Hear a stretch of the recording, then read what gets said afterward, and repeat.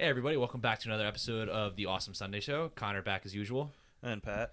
So, Pat, we have a very special guest that's back. Yeah, his second time. Yeah, it is his second time. He's a veteran guest. Well, it's not a surprise because we told last week who it was going to be. So, introduce yourself. Hi, it's me again, Matt Hoffman. I'm back. And Matt, we have a special task for you. This is an Awesome Sunday. So, this is an Awesome Sunday Show first for two aspects. One, it's the first one we've ever had 4 guests. It's also one of the guests' first time. So, Matt, introduce our next guest. Papa's Cherry. Our next guest is the lovable, the laughable, some would say the adorable, I would say adorable. Justin Fashina. Hey, y'all. Justin, tell us a little bit about yourself. I'm just a normal white kid, just trying to He's a straight white chill man. and be on this podcast. We- Stoked. We need more women and black people on the show. Yeah, you do. Really Okay, lacking. what are we, the Oscars? We are. Let's go. Oh, what a segue! Yeah, what a Speaking of segue. What a Perfect. segue. Perfect. And just, if Matt and Justin sound a little far away, that's because they're sharing a mic. So they It's might Justin's sound far fault. away. Because Justin brought a mic that didn't have a USB, even though we're, talking through my laptop. Yeah, we only Hey, record on a computer, this Justin. is my It first was a blind time. moment. He but sacrificed- This is my first time. He sacrificed brains for beauty, guys. That's true. You're never good the first time. That's Well, true. speak for yourself. But, I was Alright, great anyway. my first time. Anyway, obviously we're talking about the Oscars today, which happened this past weekend. Yeah. Hosted by Chris Rock. Who did... Let's talk about the monologue for a little bit. I did a Twitter poll of this monologue. So, Justin, you're the first guest. You're the virgin guest. All right. Matt, as much as we love you and you are a guest, he does get the right to talk first. Oh, I hope so. So I really want to. I want to hear your opinion of the monologue, Justin. I think the monologue was spot on, pinpoint, perfect. Okay. I thought it was exactly what you needed to, ease the tension and just to address it and ease the tension at the same time. It was perfect. Like he wasn't in the beginning. He wasn't picking sides. It was just humorous. It made sense. It was great. I loved it. Good. Yeah. I mean, I definitely found it funny. It's Chris Rock. He's never not funny. Yeah, unless you're in Grown Ups, Yeah, but that's not his fault. Yeah. All right. He is one of the best. Matt, what's your opinions? I thought, first off, I'd like to preface by saying I thought this was probably the most important Oscars monologue of all time. I thought his hosting position, given the turmoil in the country right now, was a huge, huge, huge deal. Yeah. And I thought he absolutely fucking killed it. I don't think the entire show was exactly how I think it should have been done, but I thought his opening monologue was perfect. I thought he had just amount of funny material and just amount of time making a lot of white people feel really uncomfortable. Yeah, and like that was the whole thing. But like even like as uncomfortable as like some felt, like it was still funny. Yeah, that's what I'm saying. He never lost the it wasn't humor. uncomfortable. He didn't make anyone feel uncomfortable to the point where they were like, "Oh wow, I'm an asshole." But he did make everyone feel uncomfortable to the point where they needed to feel uncomfortable. Like that was. So I liked it. I thought he did a good job. I thought he was funny. I liked it a lot. Yeah, I thought he was great too. I'm glad he didn't pull out like a lot of black people were calling for in protest. He did take some good jabs. I liked his jabs at Will Smith and Jada Pinkett Smith. Yeah, that was great. The one thing he was surprisingly non-biased. The one thing that bothered me though, I saw it posted on Reddit I think today. Apparently, prior to the show, he ran his jabs at them by them. Which kind of takes away, like, they were still funny, but it kind of takes away the impact of it. Right. Yeah. So I'm a little disappointed in that. You shouldn't be apologetic.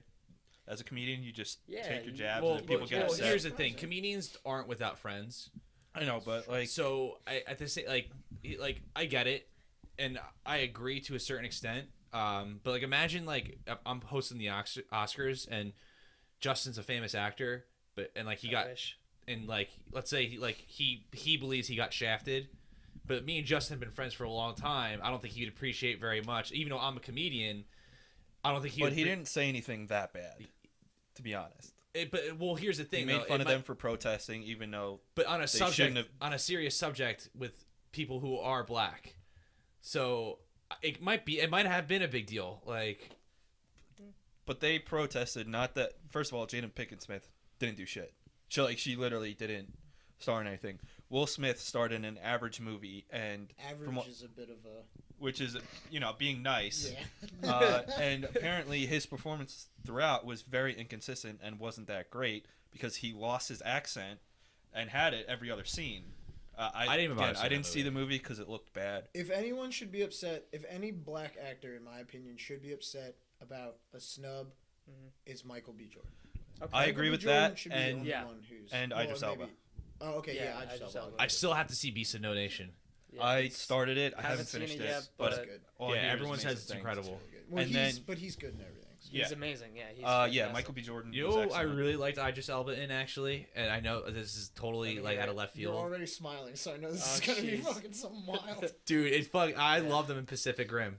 Like, The guy who was in Pacific yeah, Rim. dude. I don't know my why his performance in that movie. I just thought was funny for Let's all be real the though. reasons of Let's things. be real though, Charlie Day carried that movie.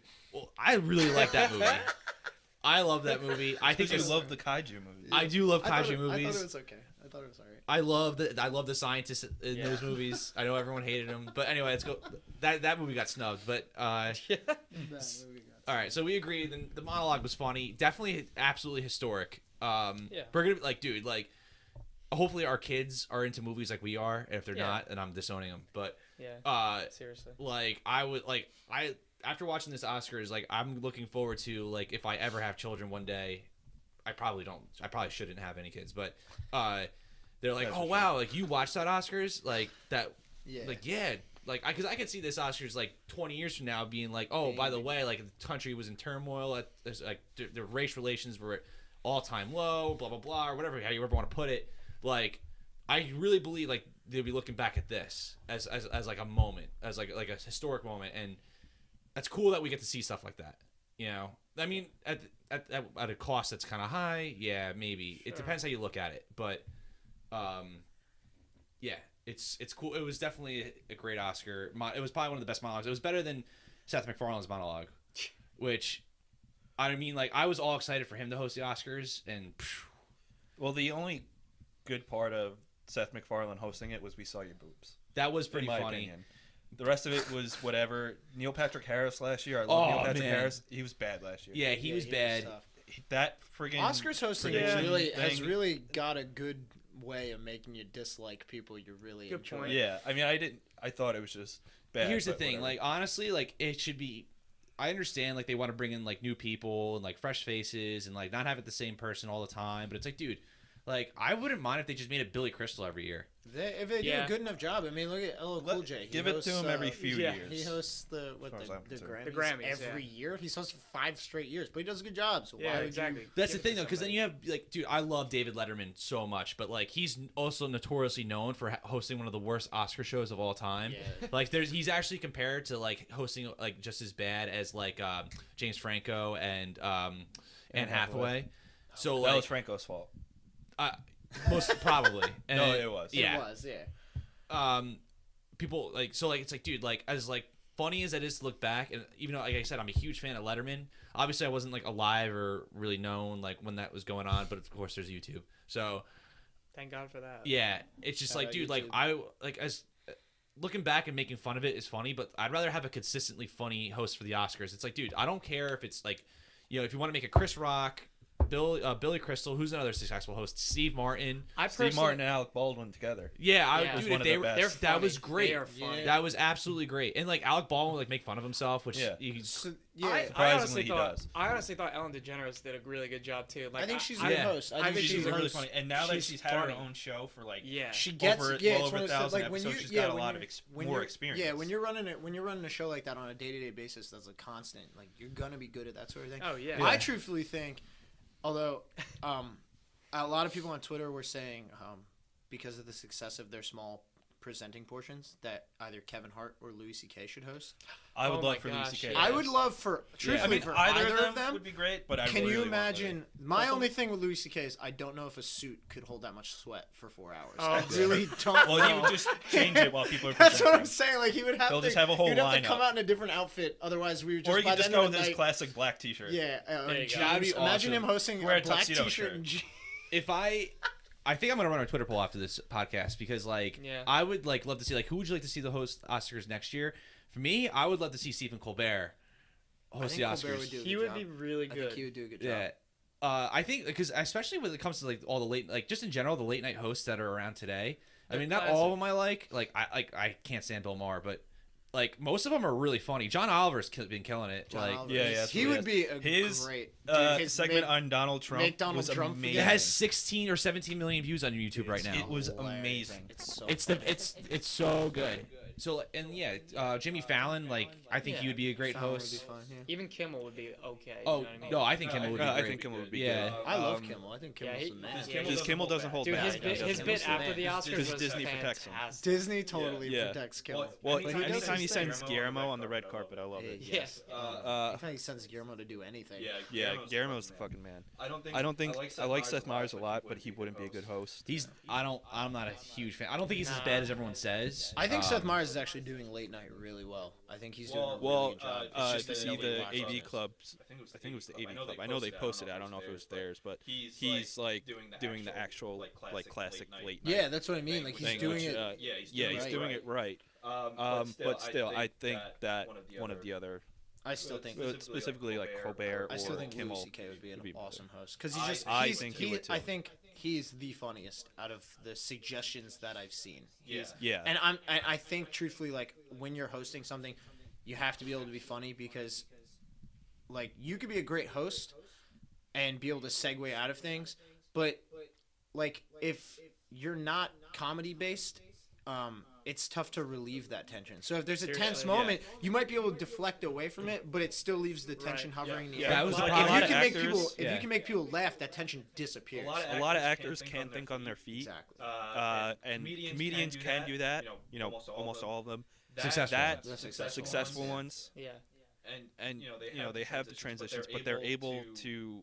If something, if they mess up or one of the previous, presenters mess up, they can pick up on it right away and turn that into a bit. And they have a great way of being brutally honest about things Very true. and not making you feel like awful Right. about it. Right. Like they can tell you like, "Hey, look, you're an awful person," and like make you laugh and accept that as fact instead of like making you feel bad. Also, too, like the fact of having a successful comedian host, for example, let's look at Neil Patrick Harris, who again I like Neil Patrick Harris a lot, but he's not a comedian; he's an actor.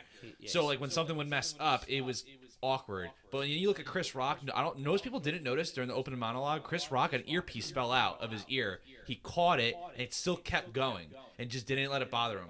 Like if you watch, like I guarantee you, I noticed it. And I was like, that's awesome because he's so used to being on stage and it's just him on stage. Like he's professional. Right. Like you really need comedians like to host. Yeah. Because they have the best crowd control too. That's They what do. they do for a They do. living. They're used to that. They're accustomed to that. And I would love to see it, but it's never gonna happen.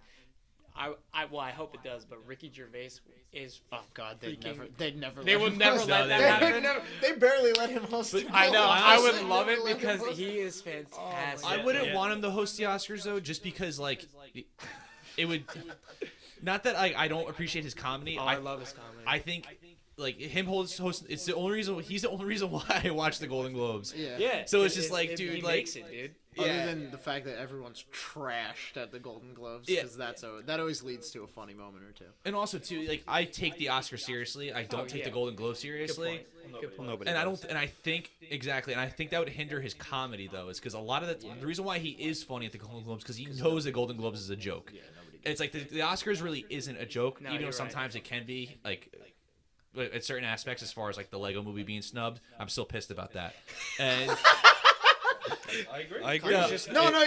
I don't disagree. It's just funny you're carrying that all that weight around. oh gosh, dude, it's so Pissed. annoying. But yeah, it's just like I feel like a lot of his like his type of comedy, his sarcasm He wouldn't be able to cross the line like he's known to. Exactly, and it's just especially be because like restricted. a lot of the nominations are serious It's a nominations. more formal event than the Golden Yeah, Globes. Not like the Golden Martian Globes aren't not formal. being like obviously there's no genre category, but like the Martian it would obviously isn't nominated for best comedy because or musical because there is no subject for that. But that's a huge source material right there just to write a bunch of jokes about. There's not you don't get that at the Oscars. So you need someone who's like funny like by pulling out from something that may not have to relate to the Oscars or in other aspects. I mean, obviously there was a lot of material like for Chris Rock to work on just based on the Oscars and what's going on as far as like no black person getting nominated whatsoever. Yeah. Right. I don't know. I could be wrong. I would like to be wrong if he was hosting the Oscars. I would love to laugh my ass off, but I just don't think his type of material and his comedy, as great as it is and as funny as he is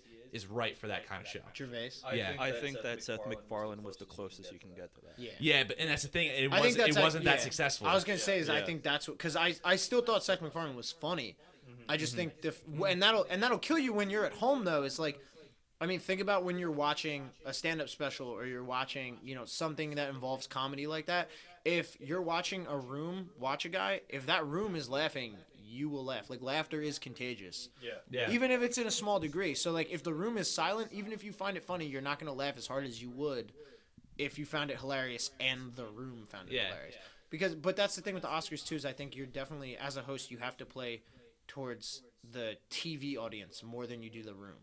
Well, also too though, when you hear the room laugh it's just like you said, when you hear people in the room laugh, laughter is contagious. So it's like, dude, like That or you laugh. a joke could be funny, but if a joke could be really funny and I can acknowledge it being funny, but like I might not laugh as hard if no one in the room is laughing. Like, if they make a joke about Leonardo DiCaprio and everyone's like doesn't laugh, I might laugh because again I don't know him personally and nor do I care if the joke is funny. It's funny, but I'm definitely not laughing as hard if no one else is laughing. Oh, I agree.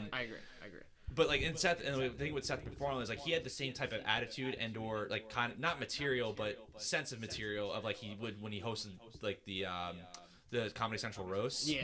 Totally different crowd. He was killer in those. Yeah, in those he was hysterical. Like I would think to myself, how does this guy not have a stand-up career? Yeah. But no, I yeah. Right. So overall, we liked. Yeah, we liked it. The one segment I kind of liked, but thought it was dumb and kind of worked against them was the segment where he goes outside the Compton movie theater and asks all black people. Well, there was one white guy. Like if they seen any of the Best Picture nominees. Of course, they said all. No, some of them go. No, I don't watch that white bullshit. Someone actually said that. But they all have seen Straight Outta Compton, and he was trying to make it seem that it was going against black people. Like but it was kind of their fault. Yeah, In a I way. think It kind of was counterproductive. Yeah, to I what think the point I he think was they were getting. trying to make the point that like, we're looking at, the black population, which is a large majority of Americans. It's a large amount of people. We're talking millions of people that live in this country, and I think the point that they were trying to make with that was that okay, like it might be their fault that they didn't go see these movies. But the fact that we're not making more movies geared toward this audience is a problem. I think that was more the point they were trying to make. And I thought they were successful in that, but I think they did also come off as like, okay, well, it almost like, I think what you're alluding to is that it came off almost like, well, like, why are you not a better moviegoer, but like a more like classy moviegoer? Because, that's how, like the Oscar, that's what I mean. Like the best... The pictures that are nominated for Best Picture tend to be like dramas. You know what I mean? They're like It's almost yeah. You almost never see a comedy or yeah. horror. They're the quote unquote snobbier of the films. And like that's the thing is if you're not like a big movie buff, like if you're not into drama, you might not go see those movies. And I think that's the point they were trying to make was that like a lot of people, not even just the black population, doesn't go see these movies.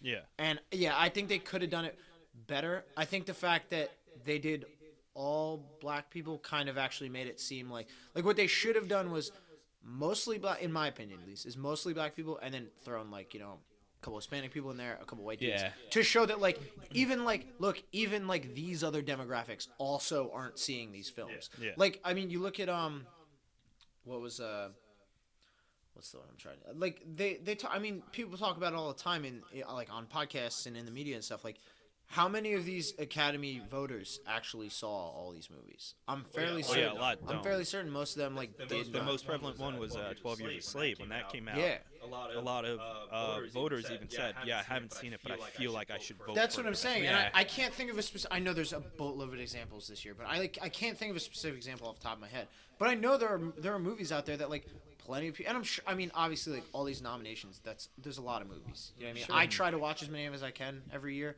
and there's plenty that I didn't see. But like, and I'm not saying every voter should see every movie, but you shouldn't vote for a movie based on what you think it deserves. Right, I Because completely agree. you know what I mean? Because like perfect example, we were talking about Room prior to recording, and I haven't seen Room yet, but I've seen trailers for it, and I've heard that Brie Larson was absolutely amazing in it. Yeah. So if I'm an Oscar voter, I'm going in. Oh, well, I'm going to vote for Brie Larson. I've heard she's great. Like you're going to go based on what you've heard. Sure. But for all I know, I could watch that movie and absolutely hate it, and think she wasn't that great. So why would I give her my vote? And it bothers me when people vote for things. It's like ignorant voting, and it's stupid. It is ignorant voting. But I don't know. Indeed. Yeah.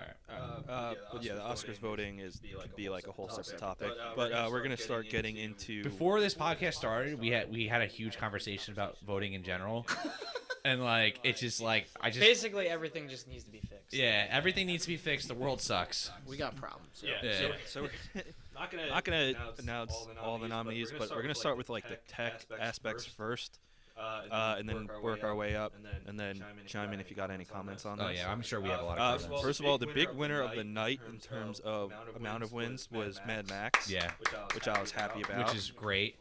6 wins. Great movie. They had Well 6 deserved. wins. Great movie. I have no words. Yeah, Matt. We'll get into that at some point. So best film editing, Mad Max, well deserved. Best visual effects actually was kind of an upset. I was expecting it to go to Mad Max or Star Wars. You would think those two, I especially personally out of thought- all of those films, even The Martian has a good case for it. Would have won. But Ex Machina won, and nothing against Ex Machina. It was an awesome movie, Yeah, I but loved it. their effects were much limited and much more subtle. Basically, the effects factored into the AI bots, specifically Alicia Vikander, but she just wore like green screen sleeves for Right. most of it, and then. But whatever. I truthfully think that should have gone to Star Wars. I thought they should. I do too. I was gonna say. I was I mean, like disappointed. Star I'm glad Wars Ex Machina or walked Mad Max. away with an Oscar because they absolutely a deserved great one. movie. It was an incredible movie, and if you haven't seen Yeah. like one of the best movies 2015, very quietly. Easily. But I thought Star Wars should have. I done was that. upset that they didn't. I They, was- they didn't either get that or the Or sound editing. the sound editing, or even like the music, the sound. Track. the score. Yeah, the score. Yeah, but I know. I wasn't upset about that at all. I know. I was not upset Yeah. about that. Star Wars should have won for sound. Over if it was gonna win one of the sound things, it would have been sound mixing Yeah. over sound editing, because sound mixing is more creating sound, Yeah. Right. while editing is making putting it it fit, together. line it Yeah. up Yeah. pretty much. Which Mad Max also won both of those, and best production design, absolutely deserved. Cinematography was Manuel Lubezki for The Revenant. I mean that whole category was pretty stacked. It was. You had Revenant, Carol, which, whatever. Hateful Eight. Every Tarantino movie has, especially his last few, have amazing cinematography. Mad Max, awesome, and then Sicario, which I could have seen winning. I think that had one of the best Sicario, the fact that cinematography Sicario didn't win in a long anything. time. Yeah. It The didn't win fact anything, Sicario but it was walked away barely without, nominated. without an Oscar really And bothered me. Roger That was Deakins awesome is movie. a hugely popular and successful and acclaimed cinematographer, but I see why The Revenant won. Yeah, I mean that movie was cinematographer's. That was Yeah. cinematography Yeah. porn. That movie. Like, I mean, how many you know, scenes the- were literally here's a wide shot of a canyon and a little speck walking across? Like, Yeah, that- that's pretty much that movie. that and the fact that they only used natural light, That's adds to crazy. the difficulty of it. Crazy. And it was gorgeously shot. Very very pretty movie. Best original score, I was very happy with this one. Ennio Morricone for The Hateful Eight. How dare? How dare? Listen, Wait, no. I know- How dare they bring a translator up onto that stage? We should all have to learn Italian for that man. Yeah. That was God. That man is. That was one of the greatest scores. He I've might be heard the in only years, composer honestly. I like better than John Williams. He might be. He is absolutely amazing, and this is his first like actual competitive Oscar that he won. He's been nominated several times, and he won a like an achievement. He won the Oscar Golden Globe this- too, didn't he? Yes. When they were talking about that, they were saying like because John Williams has been nominated like what 50 times. 50, Yeah. 50 They were times, saying and he's won like five yeah, times or yeah, something. 5. They were saying like they needed to give it to him because Williams has already won it. And both of them are going to be gone soon. Like neither of them can go. Yeah, it's a morbid thing, but like let's be I real. hope that John Williams at least makes it. I'm for truthfully, episode I'm nine. truthfully thinking John Williams might secretly be eternal because that dude's been. He's like Morgan Freeman. He's been old his whole life. Yeah. Pretty much. I Yeah. mean, that's how I felt about Christopher Lee too, and R.I.P. Let's Christopher not get Lee. into Christopher Lee. I mean, he made Let's it not- I 90 don't- something years. Oh, God, Props what a to life! him. If you don't know about that man's life outside of acting, Wikipedia him. 'Cause He had He's a badass. acting was life. only a small part of that man's wonderful life. Hunted Nazis. But the Hateful Eight score was absolutely masterful. I think, and that's a well-deserved. I mean that category, another one that's a toss-up. There were a couple. But they definitely, Morricone definitely deserved that. Best original song. This category was terrible Yeah. overall. I mean, there were not really great original songs this year. But Did anyone the one like? that won, Did anyone like the live performance of the winning song? terrible. And Did he the develop? song that won was "Writings on the Wall" Did he develop? by Sam Smith and Jim Napes, which was the theme for Spectre. And it was the worst Bond song, I'm pretty sure that. in my opinion. And when ever. he sang that, I'm pretty sure he developed a lisp solely for that performance. Yeah. Like, what happened? That song was fucking terrible. That song isn't good. It shouldn't have been nominated in the first place, and it definitely shouldn't have won. And I'm kind of surprised it won over "Till It Happens to You" by Lady Gaga. Her performance was killer. I mean, was she amazing. is crazy I'm talented. shocked. Her performance was great, and I'm more surprised that it didn't win because of the subject matter, Sure. and because of how important and like, you know how much of the conversation in society it's taking over. I'm right shocked. now. Not to mention it's a fucking better song. I'm shocked. I can't remember the name of it right now. It's on the tip of my tongue.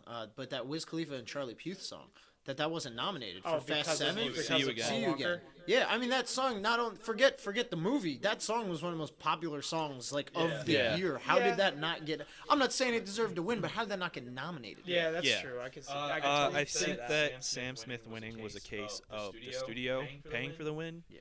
You know, you could deny that happens all you want, but I'm- that song did not deserve I'm not. a nomination or a win. I don't know. I know there's like theories of like it's the same thing when people say, you know, like video game developers buy out reviewers for good scores. Like there's just no evidence for it. It's just kind of like a theory. I also It think- can happen. I'm not saying it's never happened Don't know if it ever. actually Yeah, we don't know if does it or does. not. But if there is, that's a But I case. also think that like this is like what we were talking about before, like the ignorant voting. People are like, oh well, this is a Bond film, so it's probably it's gonna be That's okay. true. You know Yeah, what I mean? Bond's, That- Bond's known for its opening music. Yeah, That's- exactly. that's I fair. mean, That's a fair Dell point. won for Skyfall, but that was amazing. That was an awesome song. It was great. But Amazing I song. mean, I think that's Adele's best song. Adele, let's be real here. Yeah, Like, Adele. even if you don't like that music, you love Adele. Exactly. I don't Yeah. know if you're an Adele hater. I'm sorry. And one thing I want to say, Sam Smith was wrong when he said he was the first openly gay man. He to mis win an he Oscar. misread Ian McKellen's thing. Yeah. Ian McKellen was talking about And right after the writer of Milk, I forget his name, but like immediately it. tweeted at him. Blew him up on Yeah, Twitter. no, I won. And Elton John won also Yeah, he did in '91, right? in '91 for Can You Feel the Well, and Love? that's my So a Sam friend Smith, you got an F. of a friend for of that. mine, John, from college, who is part of the gay community and a killer dude. He's very funny on Twitter at Praise Jeebus. He live tweeted the Oscars, and his Yeah. tweets and gifs about Sam Smith were literally putting me in stitches. So funny, just ripping that dude apart. Basically, like the gist of it was he spent 30 tweets talking about how he was ashamed to be gay because Sam Smith is gay, and it was oh my god, killing me. Yeah, that and he wrote the song in 5 minutes, which I'm not saying can great songs haven't come out of that short amount of time span, but if you're gonna write original songs. But here's the for a thing: is the theme word for a Spectre movie- even in the Bond song? Because I don't even when it know. comes to Bond songs, like usually the title is You in the want it song. in the song, yeah. Usually the title is the Yeah, title like of dude, the like song. the Yeah, best. like Skyfall. Like I don't want to say. I want to. Yeah, usually because I don't know for sure. because then again, like I think of a I Bond think movie's the like majority of them. yeah, 'cause, like, are, I think- or my sister's a included at huge least. Bond fan. She would probably know that. that's the thing because like I can't imagine. I've seen every Bond movie too, but like the songs I can't remember if they like for movies like Octopussy. I'm pretty sure the song's not called Octopussy. It might be though. But, Well, like- gold members, What's up? not gold member. Goldfinger. Goldfinger. Yeah, Gold. I'm thinking Austin Powers. Austin Powers. No, yeah, Goldfinger is one. But then Live or Let Die is probably the best Bond song of all time. You're wrong. The best Bond theme song of all time is Snake Eater from Metal Gear Solid 3. If you've never heard that song, I know that song, but all right, whatever. Pat, that's not a Bond song. it's a Bond song, just not in a James Bond movie. I understand. It's a It's great not song. It's not a quote unquote official Bond song. All right, exactly. we don't need your Jeez. rules, Connor. Oh Put my a label god. on it. All right, get off Don't your put high a horse, you son of label a on bitch. it. Are we gonna like record this at Starbucks later too, or I mean, We should. We got best animated short film, which went to Bear Story. I only saw out of these Sanjay Super Team, which was awesome, and then World of Tomorrow, which was also very great. Apparently, Bear Story was kind of a surprise for a lot of people. I don't know. Didn't see it. Whatever. Didn't see the live action short films, but Stutterer won for that. Connor, you want to start reading up? Let me do this whole thing. I mean, I don't really want to read, but okay. Where we leave? Oh, you left off at the Oh documentary. yeah, the one. Yeah. Okay. So no one's really seen these, and I only ever see these when they get nominated. But so best documentary feature was for Amy for Asif Kabadia and James Gay Reese. So that's who won that. Don't know. That was about Amy Winehouse. Yeah. obviously. I haven't seen it. I know it's on Netflix. I haven't seen any of the other ones, but apparently that one should not. Cartel Land or what is it? The Winter on Fire. One of those should have won. They were both absolutely. That's what I've I heard. didn't. I'm not. I didn't see Amy, but both. I know there's no way it was as good as the other ones. As those two. Those two were absolutely phenomenal. Can't judge before you see it, man. I'm sorry. They were too good. Oh. Talk about ignorant voting though. And then there's there's best documentary short subject, A Girl in the River, The Price of Forgiveness by Sharmeen Obaid-Chinoy. Louis C.K.'s intro to this was pretty great. Oh my gosh, Those yeah. feel like, because this is, a lot of people say this, yeah, the Oscars don't mean anything. To these people it does, because they're driving Priuses, and they're not making money. This Oscar's They're going not like away. these other people here. This Oscar's going home in a Honda Civic, right? Yeah. And what killed me is The Independent actually wrote an article about how the woman who won it was not didn't find his joke funny. But in her speech, she never referenced his joke. She they walked up and was put like, that on. yeah, They projected it. She for her. walked up and was like, "Oh, well, now I got two of them," and like it was like, "Oh, I took that as like she was adding on to the joke, like she got it and Yeah. thought it was funny, like." Because he clearly, I didn't think a lot of people. I saw there was like some backlash on Twitter. Like a lot of people thought he was being a dick, and it was like he's just making a joke because he knows It's true. Sadly, true, like yeah. most of the people that voted for this did not watch it, and she knows it, and we know it, and he knows it, and he's just addressing that. Yeah. I thought But- it was a fantastic. But he made a great point in that those people are not these millionaire actors They're and not directors. getting Like 20 million they, films like plus they points on do the this box office. because Yeah. they absolutely. And I'm not saying the millionaire actors don't love it, but like those movies are. This is their passion. Yeah, like the Their funds heart and they soul how they and how scrape they get together money. their funds is insane. So, I don't know. I agreed with him. I thought. Yeah, I agreed with him for sure. And then there's best foreign language film. It was won by Son of Saul. The country of origin is Hungary or Hungary if you're uneducated, or if you just maybe I'm the uneducated one. I don't know how to pronounce They're it. just- I am. Hungarian. saying that. But I haven't seen any of them again. I don't know. Yeah, know if the I winner did. for that. The winner for that is Lizio Nimis. I think that's I'm pronouncing that right. I don't know. You're gonna get it. I'm gonna get it wrong, and I'm gonna probably be branded as an idiot. It's fine. But that's who won that. Again, like a lot when it comes to these foreign language ones, I don't really watch them until after, just because I never heard of them until they get nominated, and or when I watch the actual Academy Awards. So it's like, all right, well these are nominated, they're probably good. Let me check at least some of them out. All right, so let's get into something that I am really excited. More popular, But this one I'm more important. I don't want to, and like I don't mean to sound like ignorant when I say things like that, but at the same time, it's like, dude, like I'm sorry, like I'm on the internet. The ones you're watching. Yeah, I'm on the internet all the time. Like we pretty much are on the internet probably 10% of our day. And it's like I'm on the internet for much longer.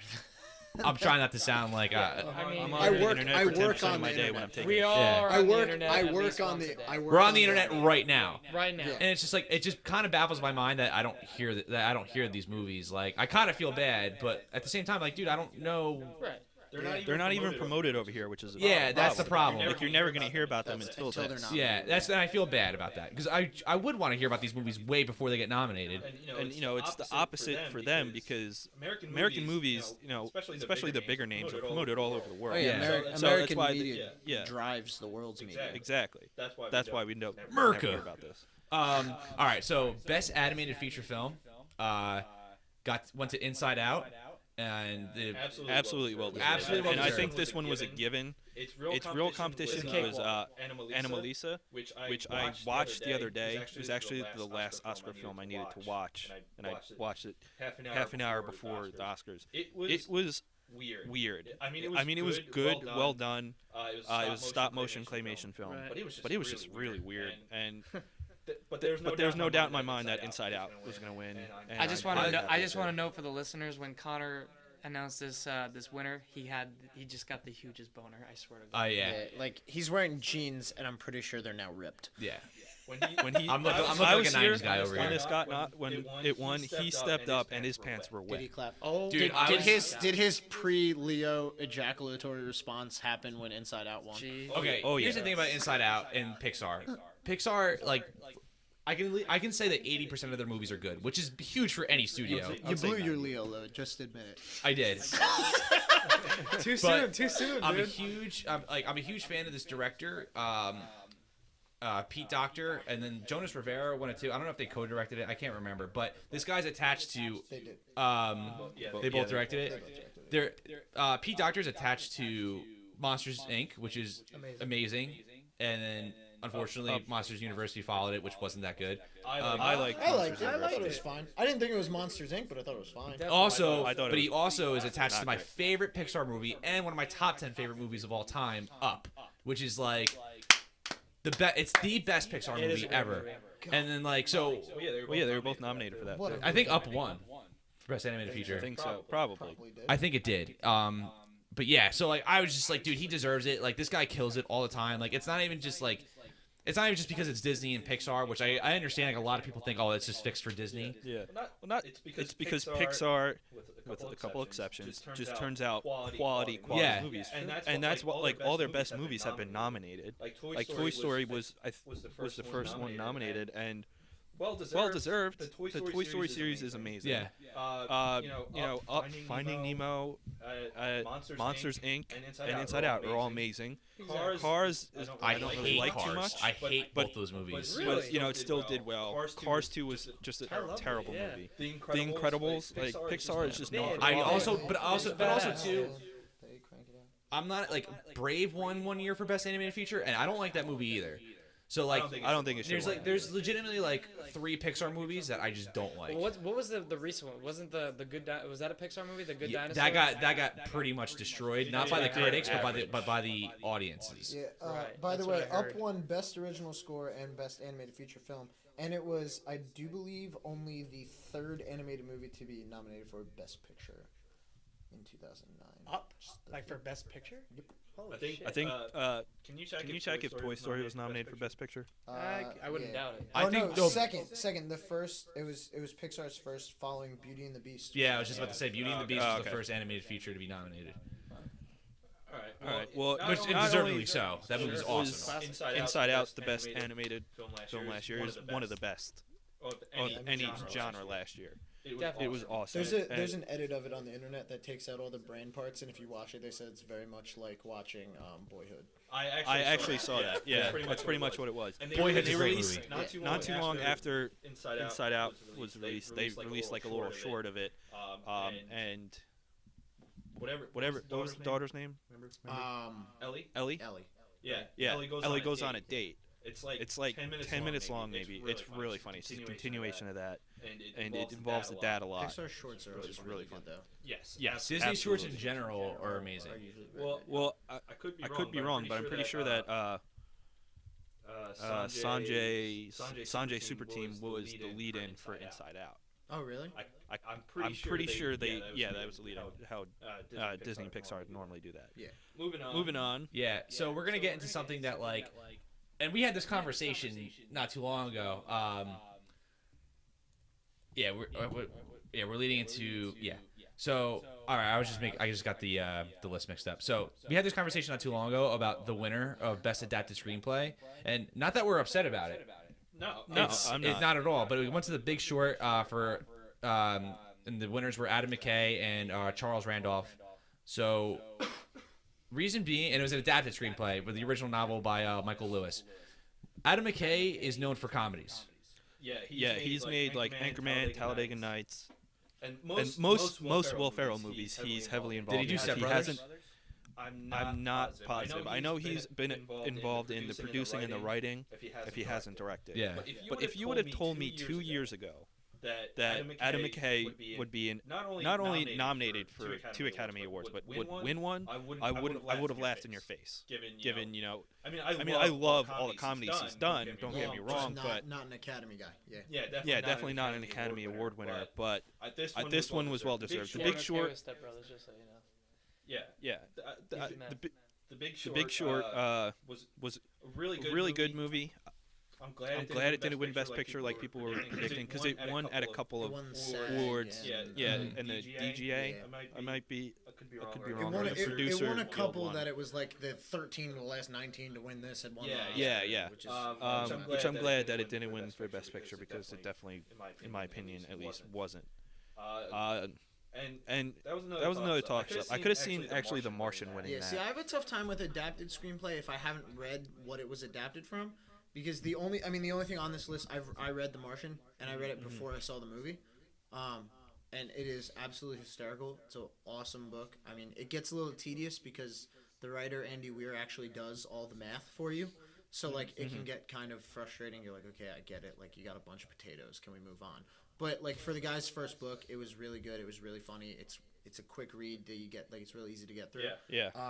And I thought the parts that they left out for that movie in that screenplay, like how they changed stuff, were absolutely wonderful. The only problem I had with it was I think the ending to the movie could have been written slightly better. But other than that, I mean, I thought it was fine. I just thought they could have done it a little better. But see, I have a tough time with this. Like, I know, like, Carol and Brooklyn were both nominated, and The Big Short too, and I haven't read And Room. Yeah, and Room, but I didn't think Room was gonna win. I didn't think it had a chance. But I have a tough time like calling that one, just because if I haven't actually read, and you have to both read the source material and see the movie to know how well it was adapted. Right.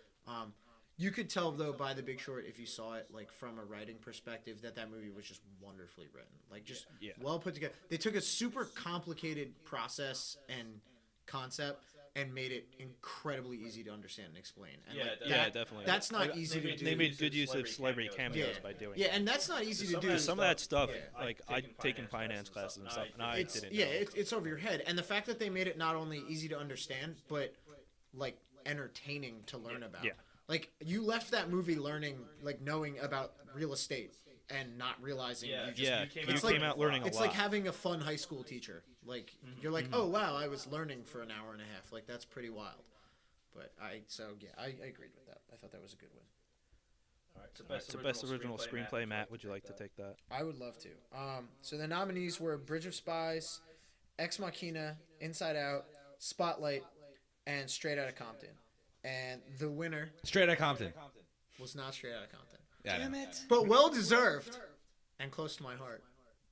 The excellent, best movie I've seen in a long time. Spotlight. Yeah, I'm actually really happy it won for Best Original Screenplay. Spotlight was an amazing movie. Yeah. And if you haven't seen it, if you have not seen this movie, you need to see Go it. see it. It's Justin I hasn't haven't, seen yeah, it. I know. especially with It's the alright. I state- actually just watched it like an hour before we recorded this podcast. I hold this movie very close to my heart because I am a journalist. I am a member of the media, and there are only You're part of the problem. No, I'm just yeah, kidding. no, for real. Like, that's the thing, is there's such a huge issue with the media and how things are done nowadays because of the transition period that we're in, and I'm not going to get into that because it's long and complicated and will bore the hell out of everyone. But the media has changed drastically, and this is the first movie since All the President's Men that I have seen that really, like, I left this theater with, like, tears welling in my eyes because I was so happy that not only did this show what it's like when journalism is done the way it's supposed to be done, but it showed the labor and the process and the inner struggles and the physical struggles that you go through as not even just an investigative journalist, which is what these people were, but as a journalist in general doing your work. Like, it really showed. Not to mention all the brick walls. Yeah, they it showed hit. such an awesome, like, it showed the process so well as to, like, how things are done and, like, how truthfully hard it is to be a good journalist. And, like, I hope it just made people appreciate that field because the good ones aren't appreciated enough. And these people won a Pulitzer Prize for this, and Which is, incredibly well if I'm not wrong, the highest that or is the that best is honor the that a highest honor journalist you could can win. get in journalism. Yeah, that is the top award, and it is coveted by every newspaper that's won one will tell you it is. Like, I worked at the Philadelphia Inquirer, and they will gladly tell you they are home to 29 Pulitzer Prize winning writers. Yeah, So It's basically like winning an Oscar. it is. It's For- like the for, Oscar like, a or the journalist. Grammy or whatever, or Yeah. the Tony. It is the award for journalism. And it was well deserved. Spotlight was amazing. I had a 98% on Rotten Tomatoes Not on a- performance. not a The bad cast in it was perfect. perfect. Hands down, It was an everyone- amazing cast. Everyone in that cast pulled off everything perfectly. Huge, incredible ensemble. ensemble. And see, what was really cool for me about that movie was, and maybe I should get into this later, but just to touch on it, is because I'm a member of the media, there's a lot of, like, media members I follow on Twitter and stuff, and being on Twitter during the Oscars, watching the media, like, the media group as individuals react to that win was so killer because so many of those people that I follow on Twitter and that I've interacted with actually know these people in person. And because I'm like, That's really I'm like I'm a Boston sports fan, and because of that, Get I 'em follow, outta here. Yeah, because of that, I follow a lot of people who work at the Globe. Yeah.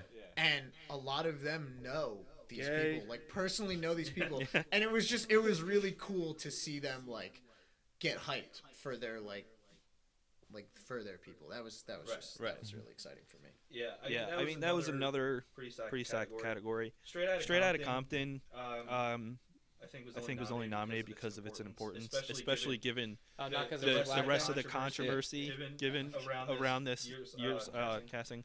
But But I think think that had it not not bitched out on some of the topics, I was you know, just like about Dr. to Dre, Yeah.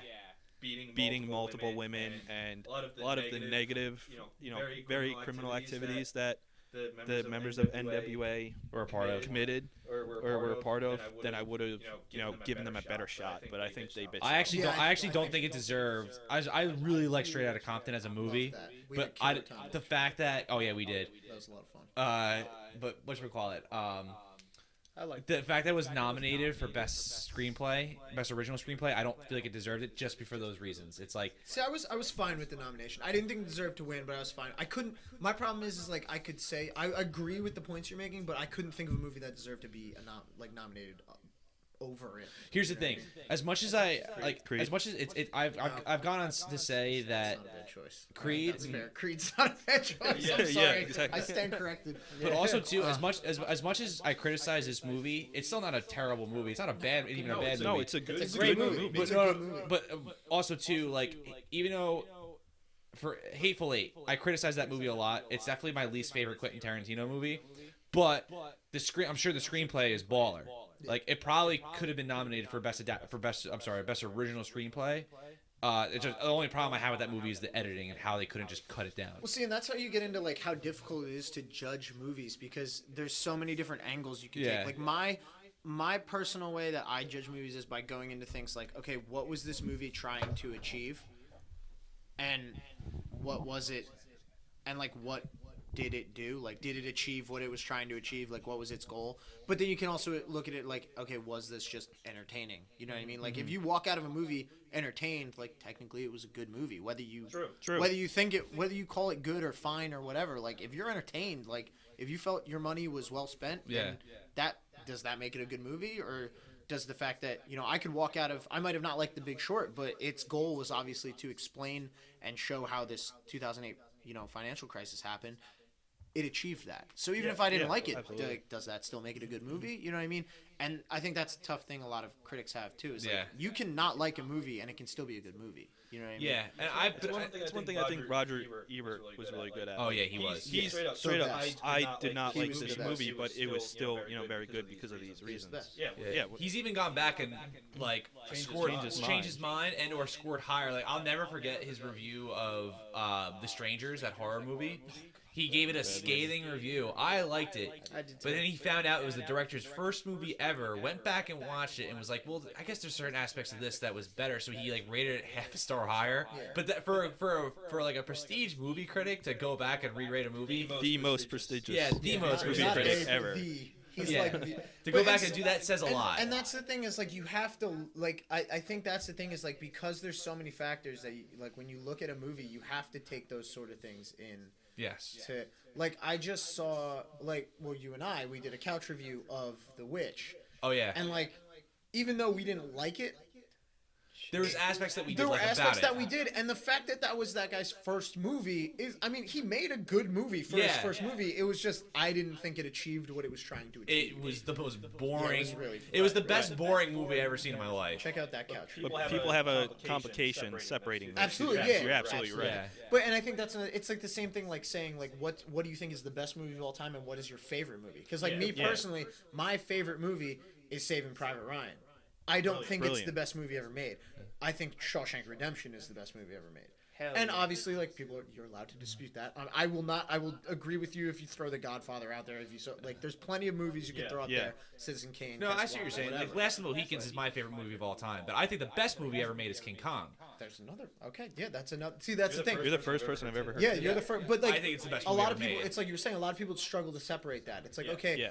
just because you like something, you have to like step back and look at everything like objectively. Let's know he's talking about the King Kong with Jack Black. No, I'm I not. hope so. Even though I do like that movie, like no, just technically, just from an acting standpoint, technical editing, yeah, I yeah, think yeah. King Kong is the best movie ever made.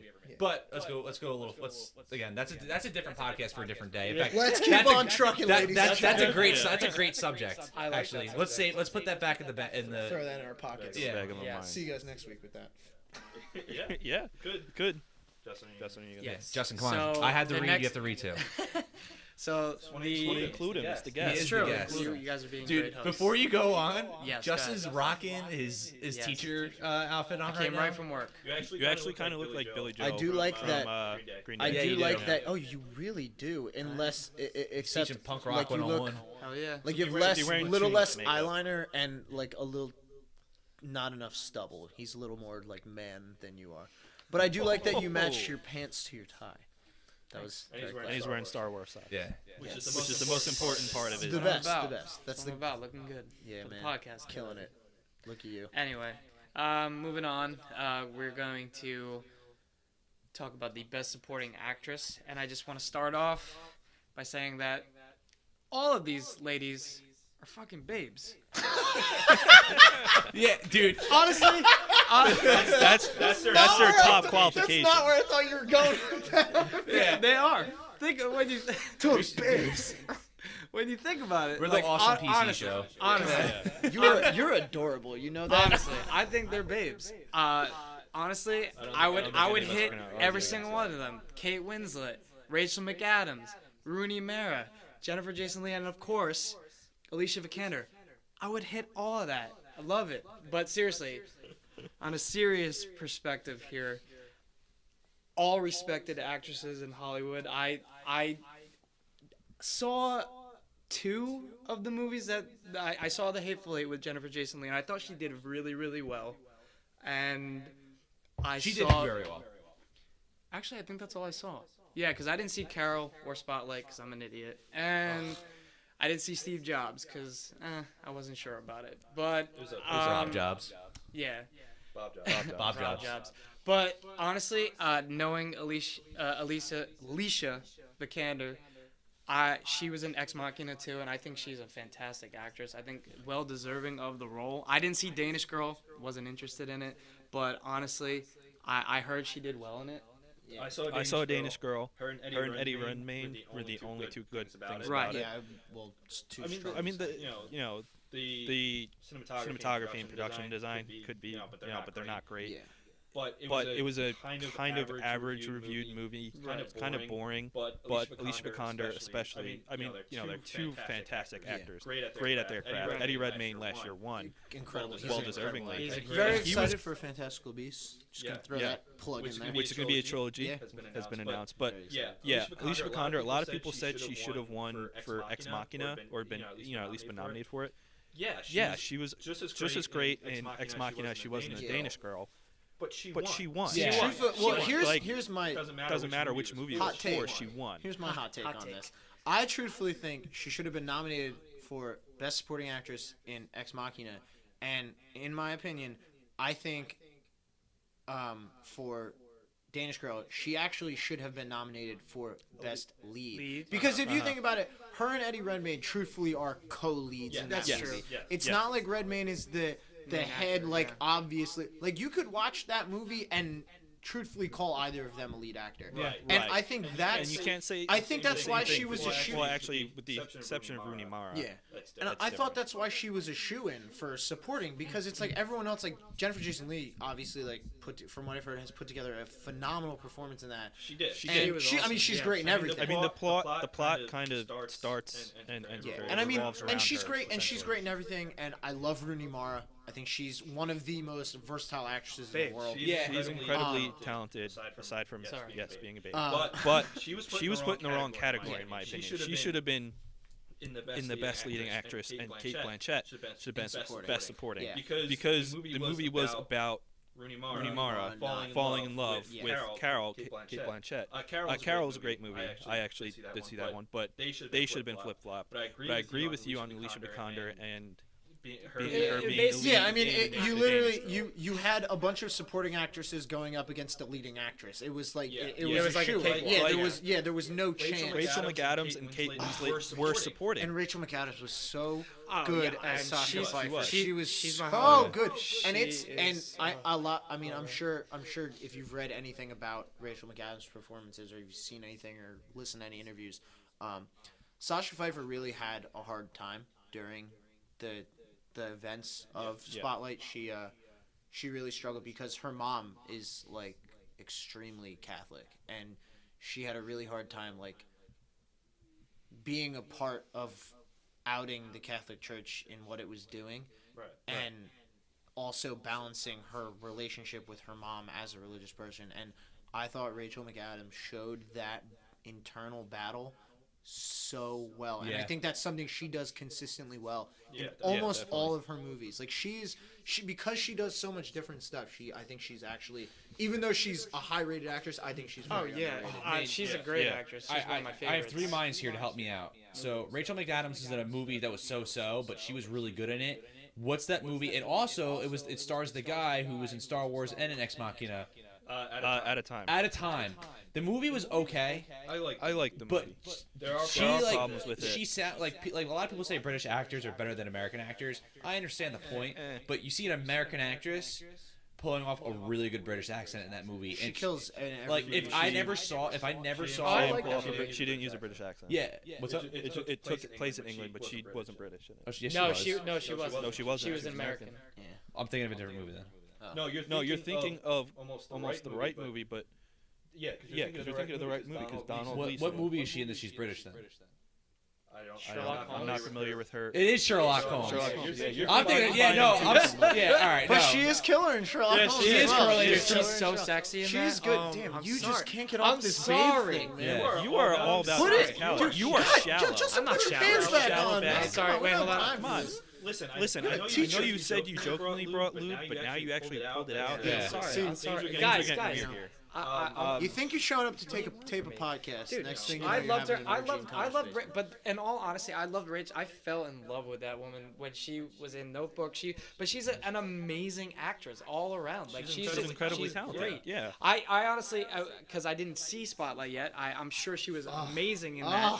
She was. So And good. but again, I know how talented of an actress Vikander is too. So I Yeah. mean, No, I mean, Not to mention Kate Winslet. no, all and of Kate yeah, was that's the like thing. All of the multi-Academy nominated two actresses in Best Supporting are phenomenal actresses. The actor category. Well, That was there was a lot of stacked Oh, there were. categories The here. top, But the big, actor the big categories four were were as all. well. The big four were all.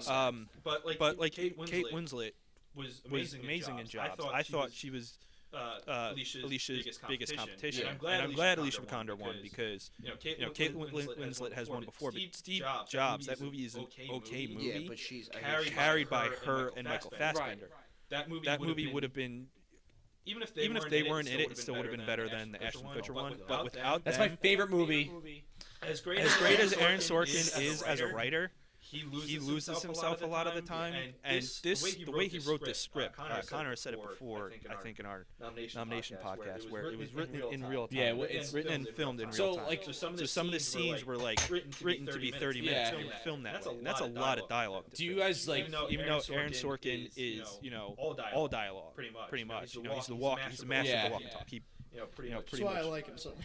Yeah. Everything he's ever done is so dialogue heavy. I know I said it in a past podcast, but I just want to recap because sometimes I will talk to people. I'm like, it's filmed in real time, and they're like, well, yeah, because time is real, and I'm like, you don't understand what I'm talking about. Yeah. So, like, just a recap of like what real time means in a movie. When it's 30 minutes in real life, it's 30 minutes in the movie. So, like, again, Star Wars Episode 7, which I really feel like should have been nominated for Best Picture. I'm sorry, like it should have been, and that movie was not shot in real time. They say we got to blow up Super Mega Death Star 3.0 in X amount of time. And it takes a half hour. It takes a half hour. So, but in Steve Jobs, if it's like, hey Steve, you got to be on stage in 5 minutes. 5 minutes passes by, and then he's on stage. So they try to keep it as accurate as possible. Exactly how it was. That's literally how it was in the movie. You can keep track of it if you want, but in watching that, yes, that's exactly what happened. Moving on to Best Supporting Actor, another stacked category. We have Sylvester Stallone, Mark Ruffalo, Tom Hardy, Christian Bale, and Mark Rylance. Now, When Rylance, isn't Christian Bale nominated?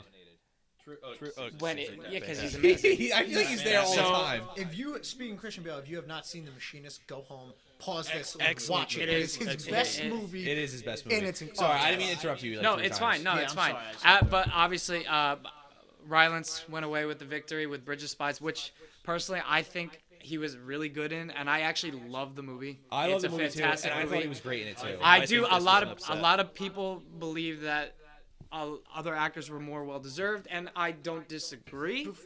I don't disagree at all. No. I don't disagree at all. I don't know who. I personally don't know who deserved it because everybody did so well. That's what I want to ask is, now, the internet obviously had multiple favorites. So Right. before we get into that, because I'm just Might genuinely take a poll curious. right now between us. Yeah, who did each of you think was going to win? Like, who was your favorite? I'm raising my hand like I'm in Yeah, class. yeah, I'm sorry. Yeah. I specifically thought that Stallone or Tom Hardy had the best shot, but I think Mark Ruffalo gave the best performance, and I think that he should have won. Resendez was there too, which was awesome. That was so cool that they Mark Mark Ruffalo, that whole cast in Spotlight was amazing. and how Mark good was Ruffalo was how the good best. was his clip? The clip they showed of him. Yeah. They showed him like in his kids! glory in it. They're kids. All right. Oh God, loved it. I think Mark Ruffalo should have gotten it. Okay. I think that I agree. It isn't upset, but I'm also not upset that what's his name? Rylance. Mark Rylance. That he got it because Disgusting. because the last movie I saw him in was freaking Munich. Like Yeah. So Great movie. a great movie. Dude, when people say Jews aren't tough guys, I'm like, watch Munich. Okay. Yeah. You see that army? That arm. It's it's See, ignorant. It's now, ignorant when it's- people say that. I Listen. personally was pulling for Stallone. I thought he A was lot of people were. awesome in Creed. I thought that was the best. And he won a bunch of other He awards did, between and that. I thought that was the best performance he's ever given. Yeah. Absolutely. It was Rocky one level, if not better. Yeah. So was that movie. I actually thought that Tom Hardy was going to win it. I do too. That's what I thought. I wanted Stallone, but I wouldn't have been upset if either Ruffalo or Hardy had won it. But I really thought Hardy was going to win it. And the fact that what's crazy too is Ryland's like literally barely talks the whole movie. Yeah, I mean, he was perfect for a supporting actor. When he was in it, he was awesome. Like the events but when he was in it, he was very powerful. Which is probably what is the reason why. And what's crazy is if you watch that movie, and this is how I felt, is most of the time when you see him, it's just him and Tom Hanks. Yeah. And the fact that man commanded the attention in the room when Tom Hanks is the only other person in the room was very impressive to me. Yeah.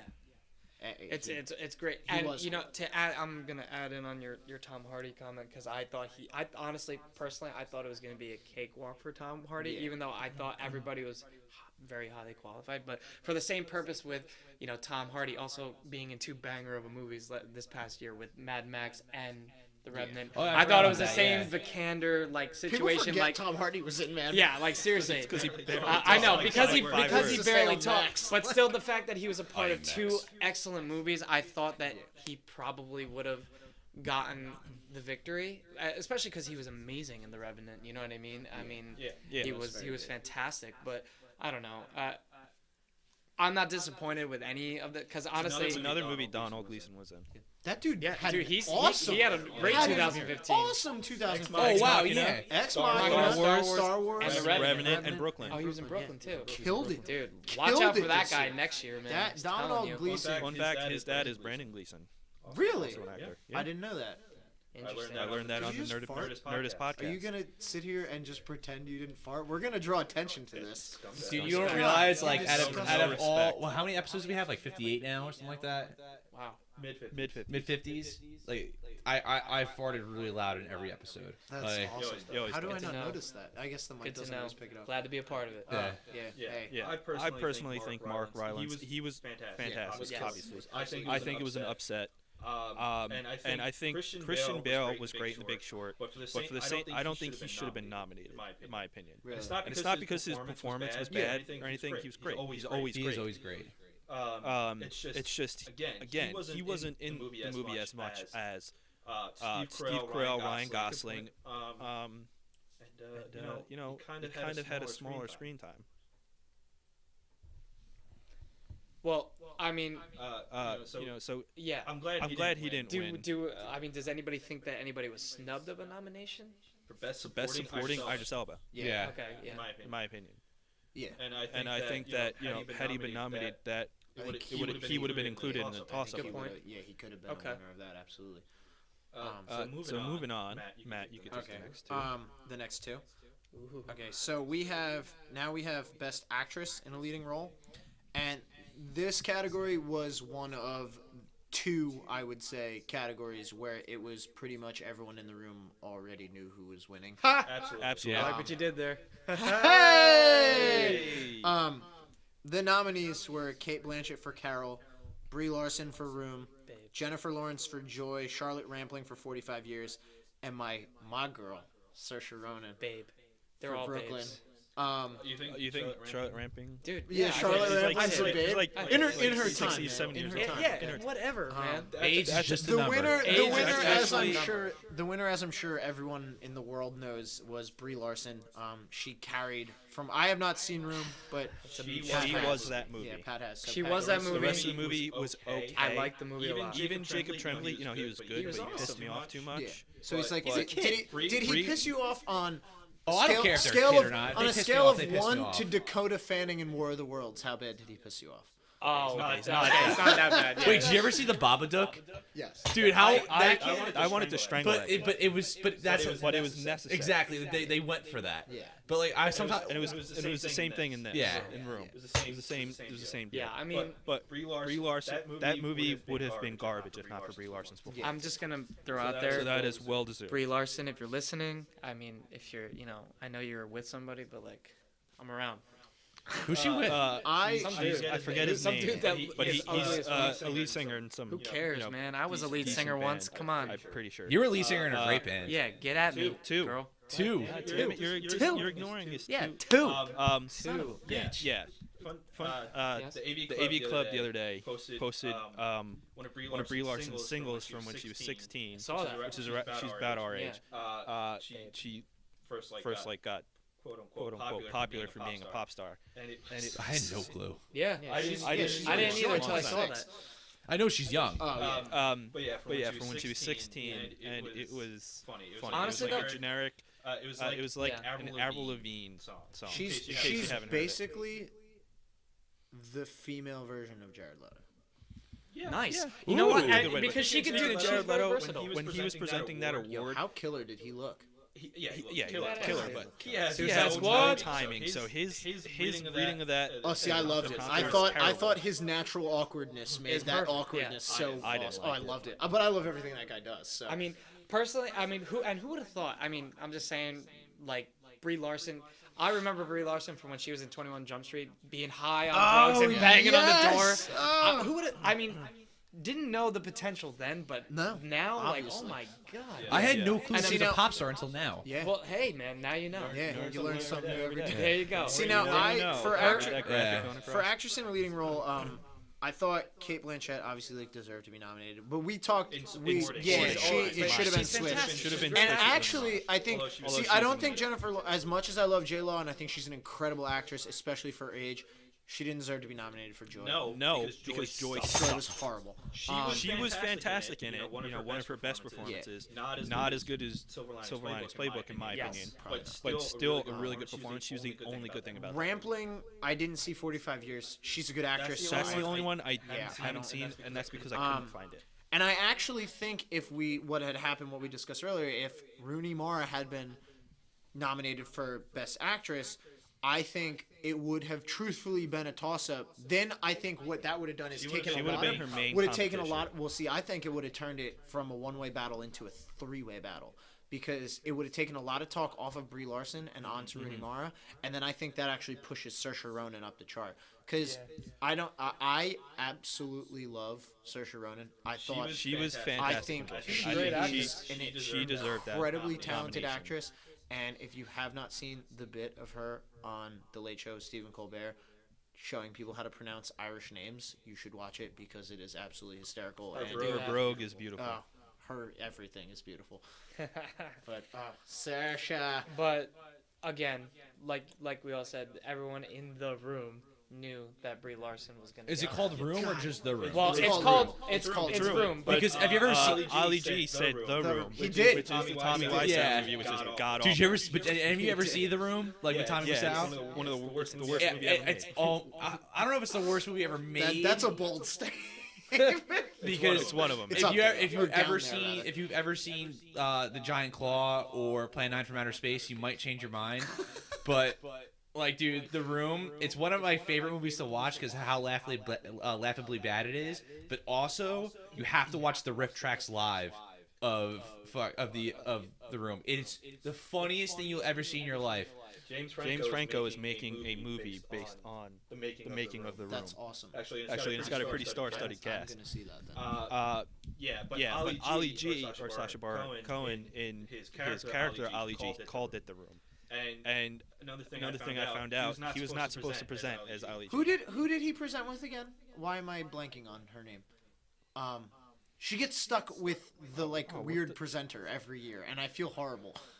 Why? Yeah, I'm blanking. I can see her face. I just Olivia Wilde. Poor Olivia Wilde, because every year she presents, and every year they stick her with the absolute weirdest person in the world. She probably thinks that every night she gets home. She champs it though. Yeah. She champs it every year. Like watching her stand up there, you're like, how are you comfortable right now? Because dude, it's like no one has cared about Ali G in easy 10 years. Watching Olivia Wilde next to some crazy actor like Sacha Baron Cohen is like watching Mike Myers stand next to Kanye West. It's like an American. Like, oh my God. That is so good. Well, nothing will ever be that.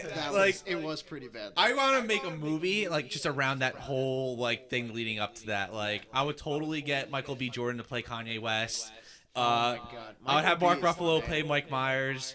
And just make a movie. I would love to see Michael B. Jordan and Mark Ruffalo in a movie. That would be killer. Yeah. That would be killer. They were both wonderful. Directed by Ryan Coogler. So now moving on to Best Actor in a Leading Role. Mm-hmm. Another given. that I think everyone knew this Dude, guy. Everyone knew this guy was gonna rise from the dead and win this award. Our nominees were last year's winner and a phenomenal actor, Eddie Redmayne for The Danish Girl. Respected. A very underrated, mainly because of what he chooses to do, actor Michael Fassbender for Steve Jobs. Matt Damon for The Martian, which I thought was a well-deserved and somewhat unexpected nomination. I didn't think going into seeing The Martian that he was going to be nominated, but I was very happy he was. I thought he was awesome in it. And Bryan Cranston for Trumbo, which is I still have not seen Trumbo. I've seen Trumbo. It's another instance of an amazing performance in an okay movie. That's what I've heard.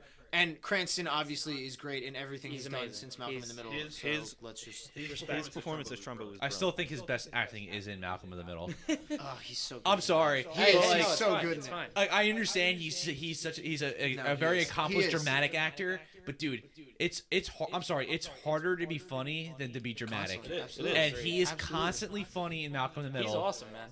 He's a great actor. The things he has to do in that show. And it's sad that it took Breaking Bad for people to realize how good he is. Yeah. I mean, not that the episode of Malcolm in the Middle where Malcolm wants to do rollerblading, but his dad has to teach him before he has to buy a pair of rollerblades is one of the best comedic episodes of any television show of all time.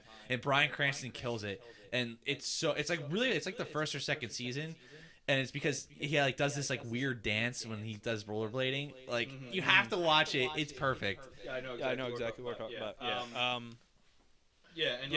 He was one of my favorite recurring guests on Seinfeld.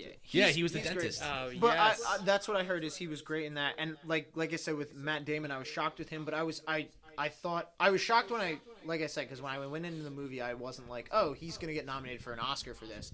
But when you think about it, honestly, most of that movie, most of The Martian, is Matt Damon alone on Mars. And the fact that he not only makes you laugh, but makes you want to know what's going to happen next. Entertained. Awesome. Keeps you in... Why is Jessica Chastain in so many sci-fi movies? Because she's killer. She's another one who's absolutely wonderful. She's constantly in good movies. Babe. She is. Total babe. And now, the moment you've all been waiting for. The winner of the Academy Award for Best Actor in a Leading Role. Long awaited, for The Revenant, Leonardo DiCaprio. Snubs. No, I'm just kidding.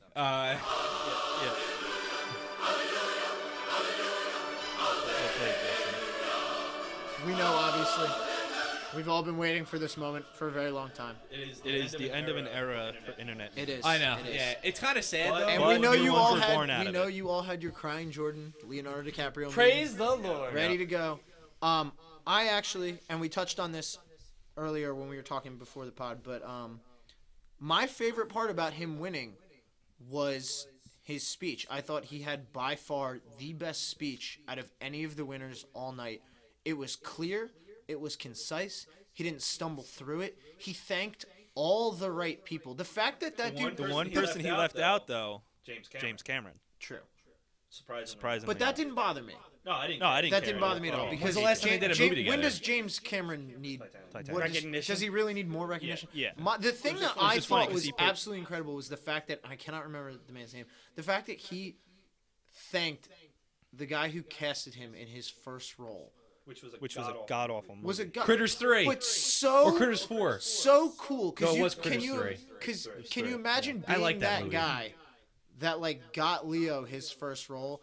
And then now he's compiled one of the greatest acting careers of all time. And absolutely. He throws your name out there as a big deal. I thought it was so cool. I thought how he said everything was awesome. He sounded true. He was one of the first Oscar winners that I thought truthfully sounded humbled. Yeah. Humbled. He sounded wow, this was awesome.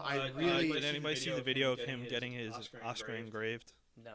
It was a little clip of him getting his Oscar engraved, and he asked the woman engraving it, he goes, "Do you do this every year?" She said, "Yeah." He goes, "Oh, I wouldn't know." Yeah, which was awesome. There's a lot of really good, there's a lot of good interviews if you listen to him, his interviews after on the post-show red carpet, and you could tell he was so excited, and it was cool because every year when you get to best actor, best actress, it's usually a dignified person who's either been nominated a bunch of times or has won a couple or at least once. So it was really cool to see someone who had gone so long without one, who was clearly deserving of his one. sixth nomination. Yeah, I believe. and like clearly deserving of it. And you could, like I said, you could tell he was really humbled. And I also, as a proponent of climate change, I was super amped that he brought that to that stage because, I mean, even though the Oscars ratings were down, it was cool because he sounded, everything he said, he sounded genuine. He was clear. He was concise. Well, he's heavily involved in it. And yeah, and how cool was it? I was so happy they didn't play him off. Oh yeah, So happy because would've been fucked up. the internet would have deserved burned it. to the ground if they had. And he deserved there's it. there's a still image of the entire Yeah. building standing up. He deserves a standing O. Yeah. He Kate deserves. Winslet was crying. Yeah, dude, They're so happy. deserves. They're like best He friends. deserves that standing They're the ovation. best non-couple. Yeah. He deserved not being interrupted with that speech. That speech made sense. It was perfection. It was. Yeah. It was. It awesome. wasn't like I'm not like deferring from like the whole racial thing, but his purpose made sense for all people in the world. You know what I It mean? was Like good. it makes perfect sense. If I could hear a speech that concise, like, and I don't ever get hyped about Oscar speeches, and it's not even. I know Because they're it mostly sounds like I'm. stupid. Yeah, and I know it sounds like I'm just hyped because I'm a huge Leo fan, and it was Oh, like I'm- a Leo thing. I'm a huge but fan. like I just that was the first time I listened to an Oscar speech and actually like heard the end of it and was like, oh wow, like that was really Yeah. good. Like I was. That sounded like someone who was like commanding the attention of the room. Yeah. Like it sounded like he had a speechwriter. It was awesome, which I'm sure he might have. But I was very happy. I'm just I was very like happy. Leonardo DiCaprio. He's like the Jesus of film, man. He is. He's the Jesus of film. I guess that's one way. He's a savior, man, dude. He's I'm fantastic. also glad though. Like I understand people like complain. Like all the internet memes are essentially the same. Like They're it's- fantastic, though. They're great, but it's essentially the same topic. It's like give him an Oscar already. But at the same time, like I'm glad he won for The Revenant. For this one, yes. Because I know like everyone loves Wolf of Wall Street. I'm not a huge fan of that movie. I liked it a lot. I didn't think he should have won. I don't think he should have won for that. No, not for that. And it's like I I'm like deserved a nomination, but didn't deserve to win. right, but like I'm like when he won for The Revenant, I was truly thought I was like he won for the right movie. And see what made He's me. either, I think he should have either won for this or What's Eating Gold. Yeah. What makes me sad about his win though is I think it was largely overshadowed by a lot of people saying. A lot of people who think he didn't deserve to win were talking about how they think he only won because of how like there was a lot of talk about because of the how production. hard it was to make that Yeah. movie. And if you put that aside, if you go into that movie like and just pay attention to his acting, forget how hard it was to make the movie. Like don't even think about that. He is so good in that movie. Like Yeah. I was he's- in it. Regardless I felt like I was in the movie. regardless the of whole how time. hard, Yeah, and that's why he got 'cause, sick. Yeah. I don't care. I truthfully don't care how hard it was to make the movie. I Oh don't my care. God, Mad yeah. Max, I'm sure they lived in the desert for 6 months. I'm sure they had it pretty tough too. But like, just his performance was so strong. It was amazing. I don't know how you could honestly find. you know I what- didn't. you know I what? couldn't find a hole with it. It was like a Daniel Day performance. Daniel Day. It's funny that him and Tom Hardy were together in The Revenant because in Mad Max, Tom Hardy gave a similar performance. Yeah. Not too much talking, very physical, Yeah. a lot of grunts and stuff. But like, And I the loved Leo's thank you too. Yeah. That Oh, was it so was- cool. it was genuine, You it could was tell. Yeah, you fantastic. could tell he was like, "You are an awesome guy, Yes, and I'm exactly. happy I got to shoot this with you." Yeah. Yeah, and you know what? And like you were just saying, like I felt like I was in the movie. Sidebar: I threw up during the movie. At the very end of the movie, Throughout the entire movie, this was Justin. yeah, dude. All right, Like, Dude, it was like watching my mom watch this, So- like watching so Discovery. I Health. went. Like, I saw. oh, like, I saw The Revenant with Connor and Pat, and Damien. and Damien yeah, but who and cares Chris. about Fuck them? Damien. Oh yeah. Anyway, so I saw the movie Damien with was that on one of our and shows. I mean, I like Chris. We both know Chris. We all know And- Chris is the better. And thing. granted, I Because he mean, didn't do 9/11. I was sick. I did not feel well, but I was not going to miss this movie. I needed to see it, and just like the amount of like the violence that was in it, the pain and the struggle that you saw, like it was an intense movie. I felt the pain that Leo went through. I felt like I was in that movie, dude. That's how When we were watching that I movie, really like that movie, but I feel like you are were- the number one fan of this. Dude, movie. I thought it was an all amazing laughing movie. at him when he did it, and the people, the 2-3 rows in front of us were turning around when he was doing it too and laughing at him. Really? Along with Just us. so you know, And then he got up, basically ran out of his seat. It just so happened to be the exact last second. very of the last movie. minute, second. Ran down the steps, went outside, and threw up in the garbage. That's killer. Yeah, because I think had that's a awesome. huge, Shout out to that garbage can. You the MVP. pee, and so I was running to the bathroom too because I had to Yeah. extract something from another area, not from my mouth, and so I'm like, dude, I was like, while I'm urinating, I'm like, dude, are you all right? He's like, yeah. He's like, yeah, man. Just give me a second. I was like, holy shit, dude! Like, this dude it's just bad. threw up. It was shitty.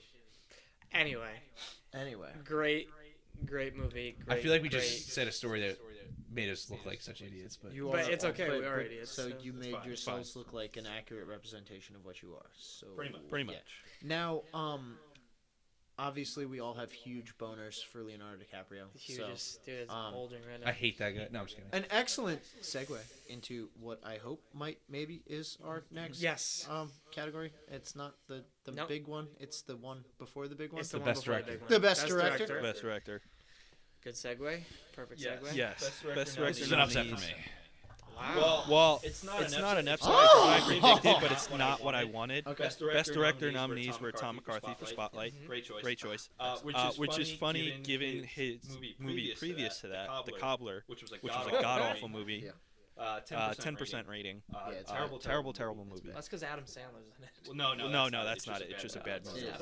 It doesn't matter who It's else. also bad. Lenny Abramson for Room.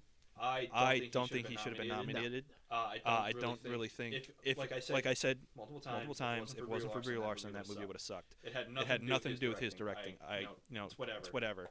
Instead, I think personally Ryan Coogler should have been nominated for Creed.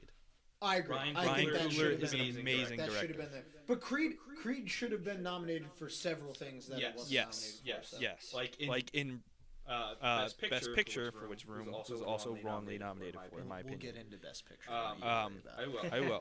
We will. George Miller from Mad Max: Fury Road, which is who I wanted to win. I didn't I expect wanted him to win. too. That was a good nomination. Adam McKay for The Big Short, which I knew he wasn't going to win, but still, it's crazy to me that he's an Academy Award winner and then nominated for Best Director. It just blows my mind. And then of course, Alejandro Gonzalez Iñárritu. There Well you said. go. For The Revenant. What a director. He's fantastic. And you know what? 2 in a row. I think Yeah. 2 in a row. Back-to-back. And his that's cinematographer exactly right. 3 in a row. Yes. That's insane. Yeah. 3 in a row is tough. I was about to say that he's like the John Elway That's of Oscars, but he's won 3. He's the Drake of Oscars. There we 'cause go. He's going back to back. Wow. Or he's Michael Jordan because That was hot. Also Michael Jordan. there you go. Yes. References. I I culture. personally wanted George Miller to win. Yeah. I'm not surprised Inarritu won. Kind of The same reason that not really. I mean, Leo was great, but that Leo kind of won because of the troubled production. You know. That and that's a sad. I thought that was a sad thing. He was a great director as it Yeah, is. Like, killer. you look at his filmography, See, he's yeah, and Birdman I thought was the amazing. thing I liked about the most. It's the same thing I liked about Birdman was the long, continuous shots.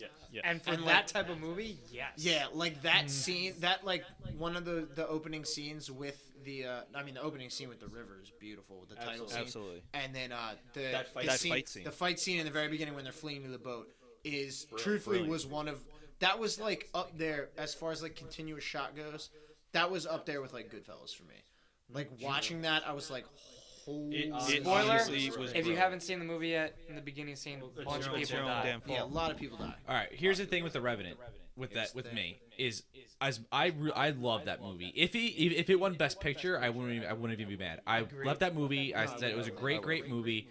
The only problem I have with it is while it worked for Birdman, I don't think it worked 100% in the favor of The Revenant, because as cool as the editing was, as far as like when it goes back up into the sun and comes back down, like the movie's shot like a one continuous shot.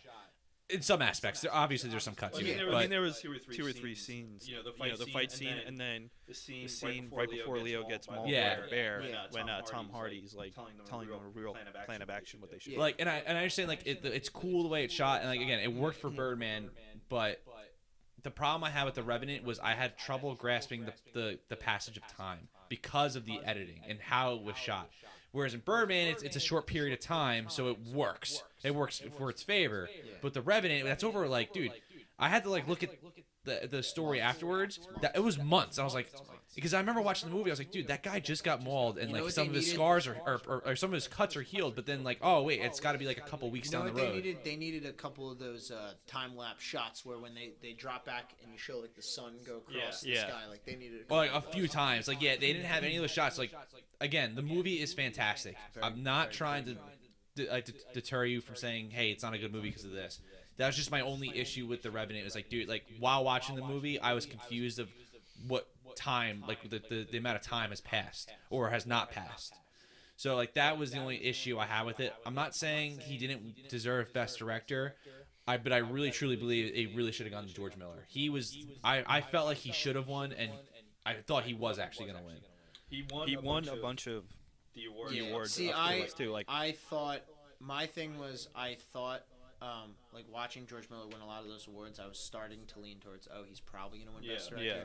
But the more I thought about it, the more I thought, like, and this is something we can get into later, but, like, I didn't think Mad Max was an Oscar movie. I didn't. I'm not saying I didn't think it deserved to win. What it won, it totally deserved to win. Absolutely. But, like, as far as looking at that, I didn't go, oh wow, this was like as a movie. I didn't leave it and go, wow, this was incredibly directed. You know what I mean? I just thought it was like, oh wow, like this was a crazy movie that a lot of cool shit happened in, like that.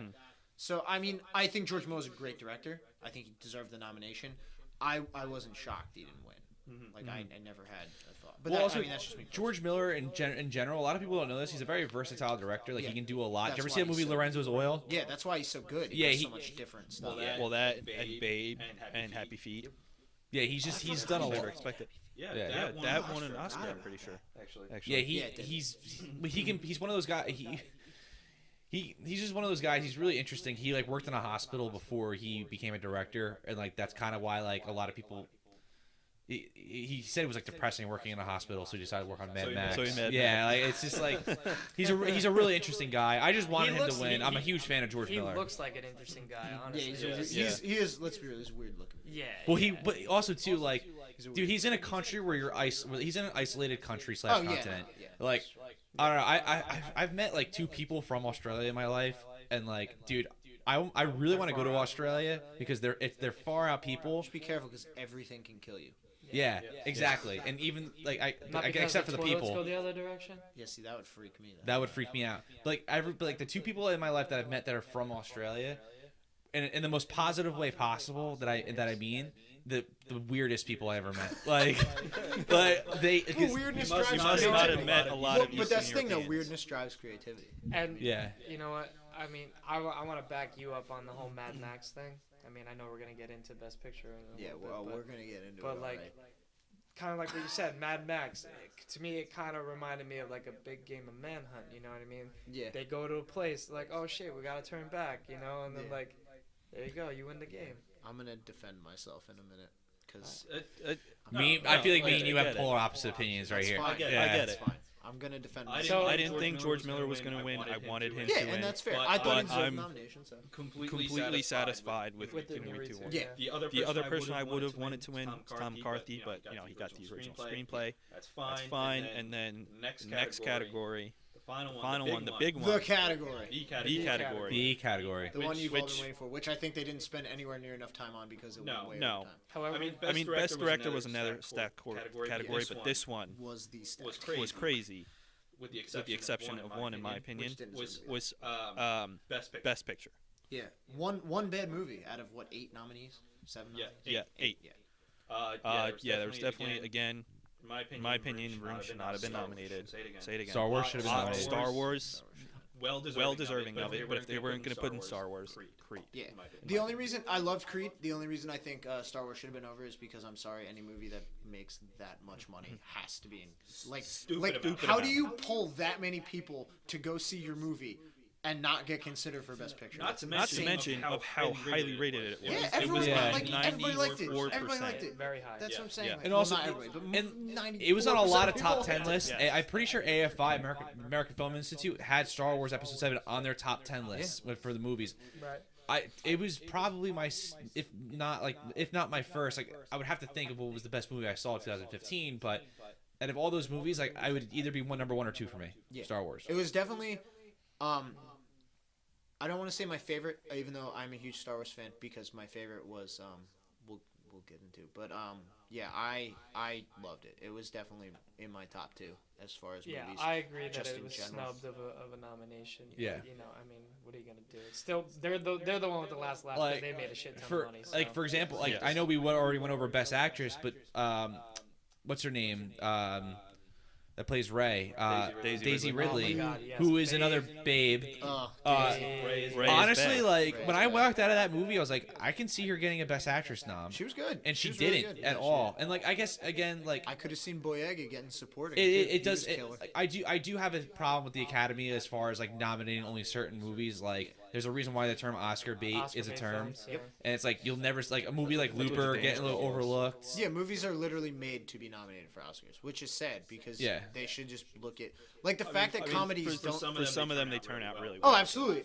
I mean, some of the best you can movies of tell. all time have been produced because of that. So Yeah, it's not necessarily a bad. it's not a bad thing It at all. bothers me that Comedies- people comedies don't don't get recognition Yeah, it bothers me. That bothers me a lot because there are a lot of comedies out there that are just great movies too. So But the reason comedies don't get like such recognition, the exception of The Martian, obviously. The Martian's not a comedy.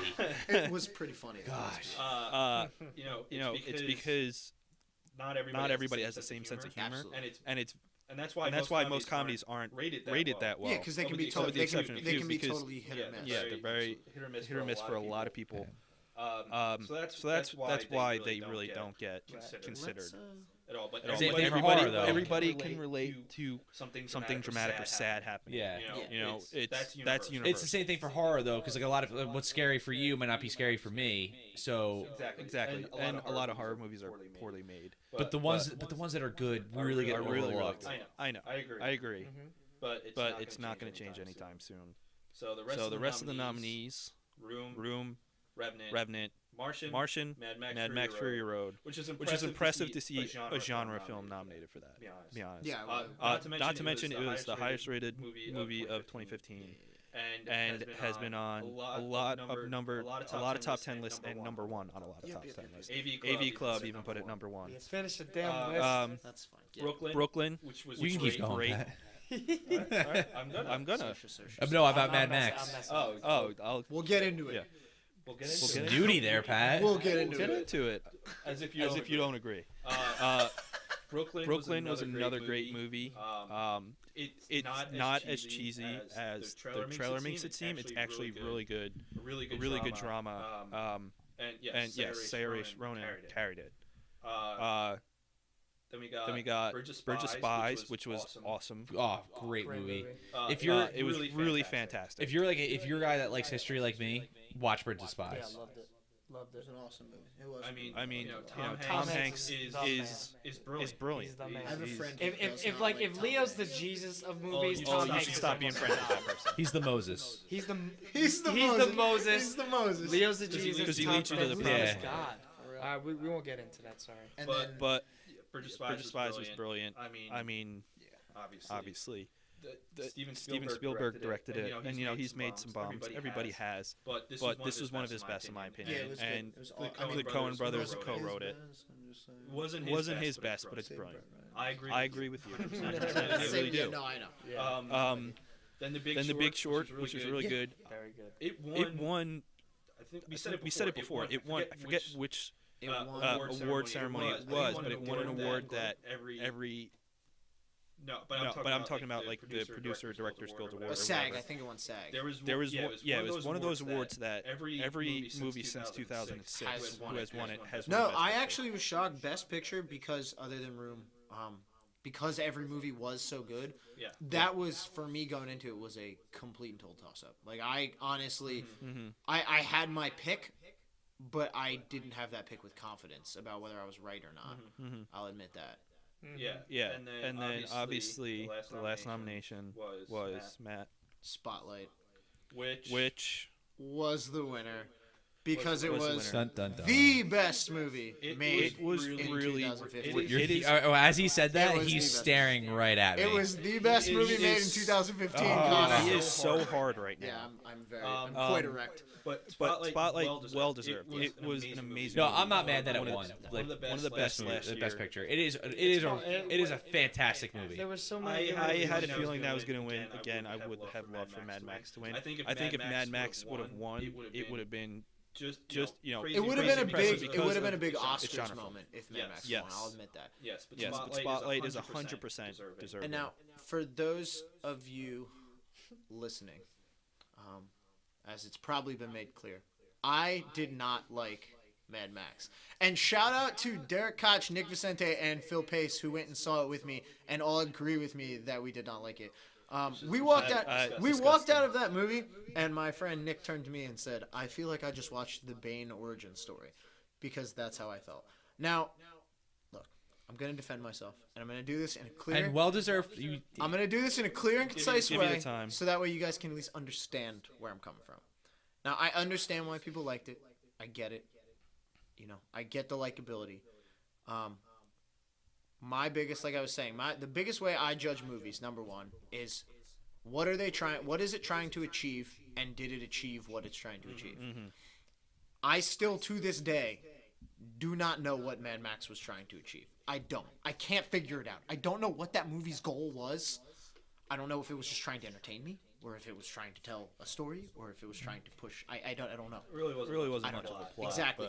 But, Look, it was the best. Need it because it was amazing. To hop on the other side of the fence, it was the best movie without a plot I've ever seen in my life. It had a little plot. What kills me is I'm a writer, so at heart, I have to look at the story in bare bones.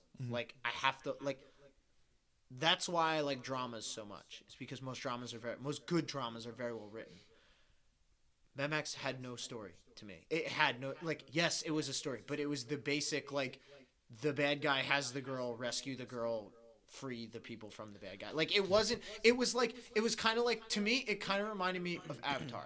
Avatar, awesome movie, super enjoyable, but Still haven't seen it. I refuse to watch but it's literally Cowboys and Indians. You're doing yourself a disservice. It's a good movie. It's Cowboys. No, I'm not it's doing Cowboys and myself a Indians. disservice. It's I've Cowboys. seen It is a Dances with look. Wolves. I've seen It is Pocahontas. it's kind of like Good.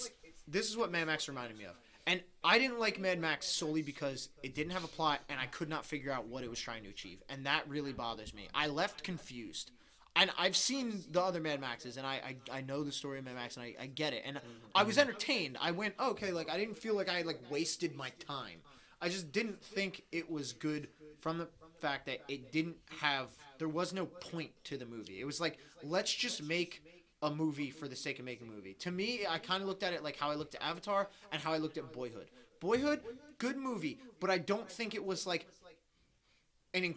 don't think it was anything anything insane. The thing that made Boyhood so impressive was the fact that the way it was shot. Yeah. Avatar, same deal. Avatar broke into this whole CGI stage that we're now in. The fact that James Cameron held on to that script for so long because he wanted to wait till we had the technology to do what he wanted to do. Don't worry, number 2's Yeah, coming. I know. Yeah. It's a joke. It's That's a competing joke. and it's competing with Episode 8. Fun facts. It's gonna get pushed. It is gonna get, and if it came out with Episode 8, Episode 8 would destroy it because Yeah. no one's excited for Avatar 2. But that's the thing is both of those movies, both Avatar and Boyhood, they were impressive to look at the movie look how it was made, look what it did. That's how I feel about the Titanic. But see, I and see love that's that how I movie. was. I But don't that's think how it's I good, was with but Mad the Max. production is Mad Max had awesome cinematography. It had awesome visual effects. It was really cool. It was a cool movie. But to me, it was just one giant car chase. And I get I like action movies, but I don't like them that much. I just can't watch 2 hours of guys driving after each other in cars. Like, it just, I can't do it. What, you don't like Fast and Furious? Okay.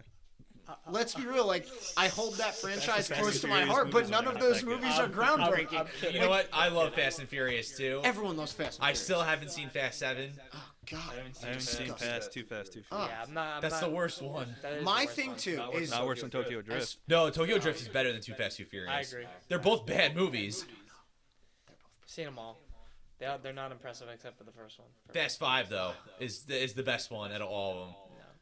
I don't give a shit about it. Either way, not to, but You just yes, don't like good movies, yeah. I agree that it's like a big car chase, but it was a cool movie. All right. It was really cool, and see, that's the thing to me is like cool.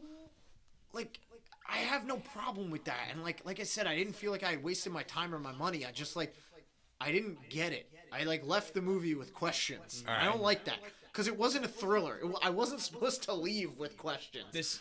It was supposed to be like, here's the characters. They drive the plot. Be entertained. Literally. See some cool shit. Literally.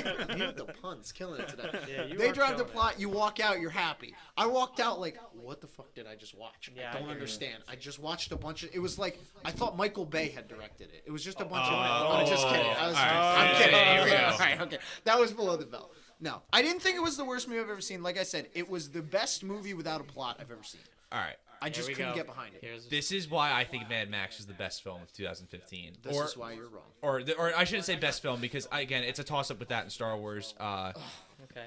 And also Bridge of Spies, I guess. I don't know. I really have to sit hard and think about that. But and Spotlight Thank was you. fantastic. Also, Sicario should have been nominated. Yes, it should have. And Oh, Benicio yeah. del Toro should have been nominated for best I supporting. can't That's a believe- snub. I can't believe That's we a didn't snub. talk about I that. didn't I was mention just that. thinking Jesus that Christ. might have been that movie might have been the biggest snub out of all the movies. I we've agree. ever Yeah, done. I agree. I If 100% you agree haven't with that seen too. Sicario, go see it. My God, Emily Benicio del Toro Blunt was is great brilliant. in that movie. Emily Blunt was amazing. Another babe. Denny Villeneuve, his name is not said the way it's spelled, Yeah, so I probably spelled that One wrong. of those weird ones. Or said it wrong. Should Should have been nominated. should have Or been born with a better Sicario name. should have been nominated. Sicario All right. was awesome. But here is my retort. Allow me to retort.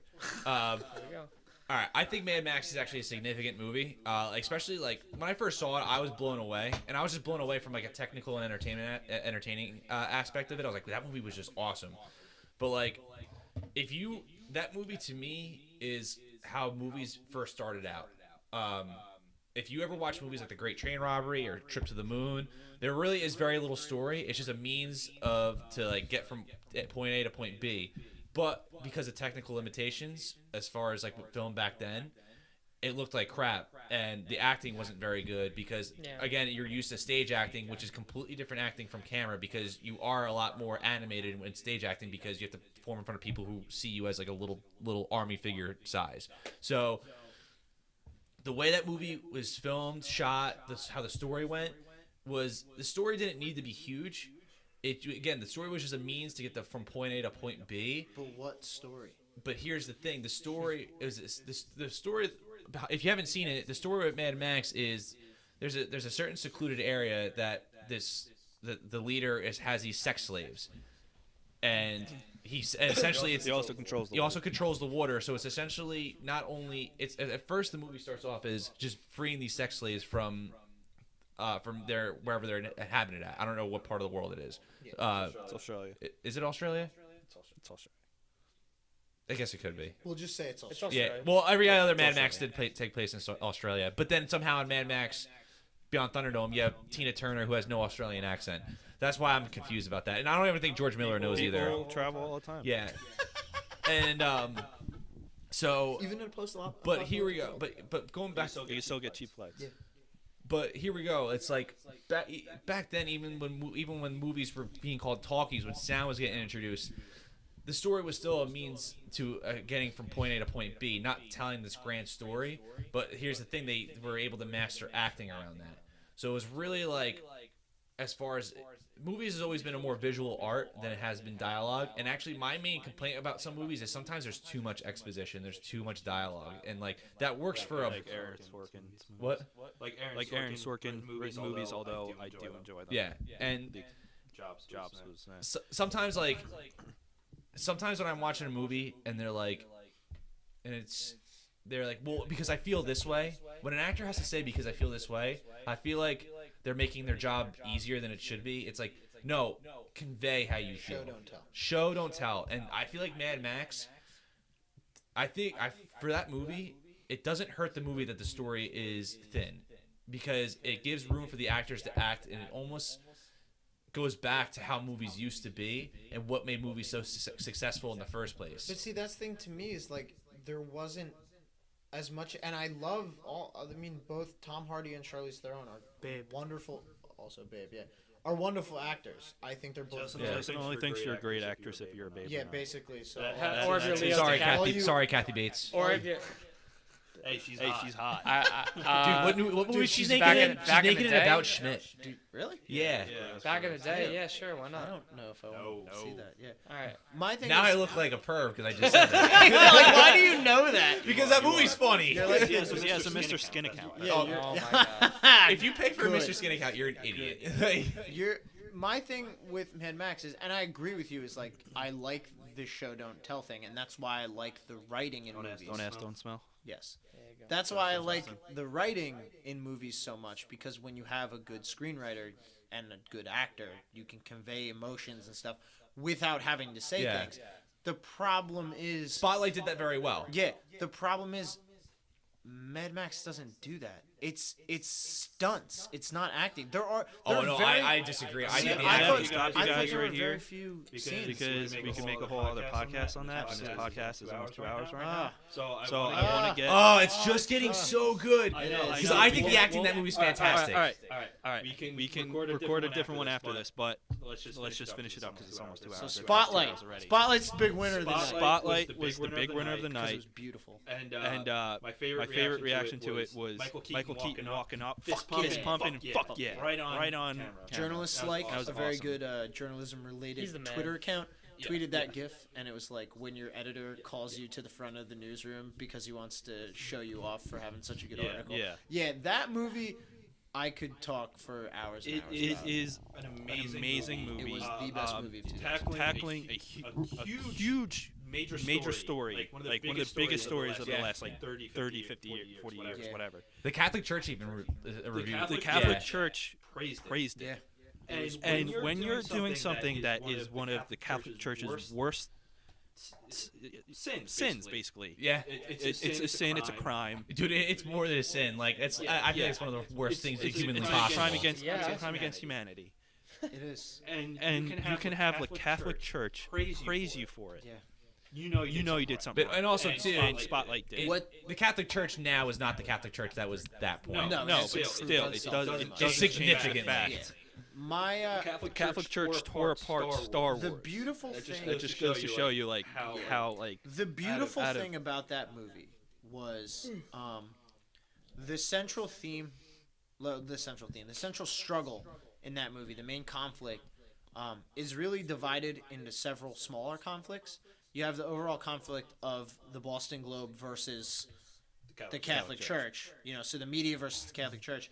But then within that, you have each actor, each character has a conflict with themselves. Either through they have their their own personal Yeah, conflicts. Boston is especially then and still is heavily a Catholic. heavily Catholic area. Oh my God, and yes. they throw it out several times in the movie. A lot of the characters mentioned like they all grew up Catholic, and a lot of people realized when this story broke that they knew someone who had been molested, or they knew the parishioner that had done the molesting. There was a lot of realization and a lot of attempt to hush this whole thing, and so you had and that's another conflict in the movie. that's then what I'm getting saying. You shut had down. you had the struggle between the media and the Catholic Church. You had the struggle of the actual people of Boston and their desire to stay, like their struggle between what's right and what's my faith.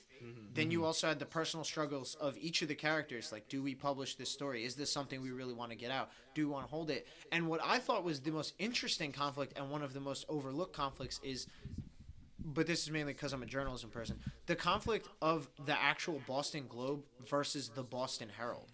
There's a lot of scenes in that movie where they talk about time sensitivity as far as publishing the story, because there was a huge thing was, okay, if we're gonna, and Michael Keaton's character constantly brings this up, if we're gonna publish it, we have to do it right, because we're attacking the largest institution in the world. Right. And Ruffalo's character was like, we have this, we need to push it now. And that was the biggest thing about this story was timing.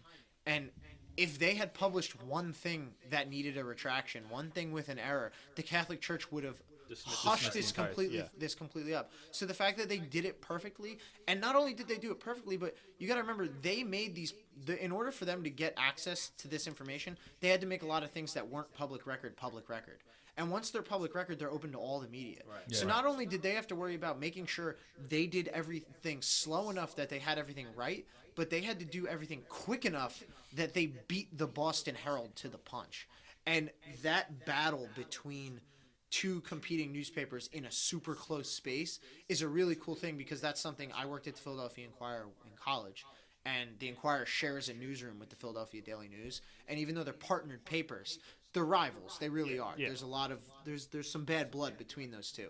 And like my first experience with true journalism was watching those two publications butt head. Yes. And to see that conflict between the Globe and the Herald was like a super exciting thing. And it was just, that movie was just so layered and so well done and so well acted and so emotional. You leave that movie like really feeling for people and really understanding. Yeah. And I thought it was awesome. After watching it, I was like blown away about how good it was, and then I was horrified. Yeah. And then coupled with Gaga's performance at the Oscars was just awesome. You know, these things happen, and then before the credits, they show every state and how many instances of it proven, and then how many that and then they show across the world. They show countries. Across the world. I mean, we're talking. This was a worldwide scandal that it's a national paper, but in terms of the size of the Catholic Church, a relatively small organization busted. And this and The Big Short, after watching them, I felt two very different things. Especially because they're both based on huge reality things. Like Spotlight left me feeling horrified. The Big Short left me feeling furious. Yeah, I was mad. Which I think is really indicative of how well they tackled their subjects. Because they both happened. Yeah.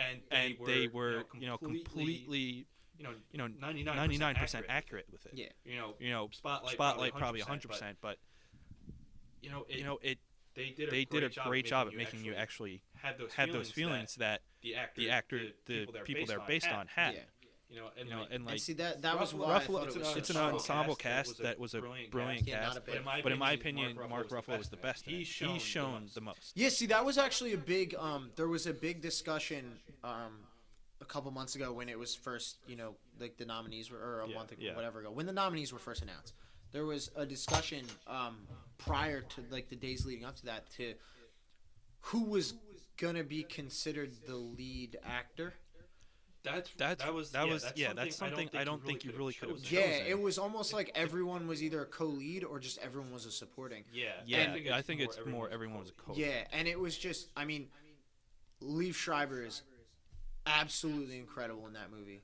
Yeah, totally awesome. And he plays a big role, but a small amount of screen time. Yeah.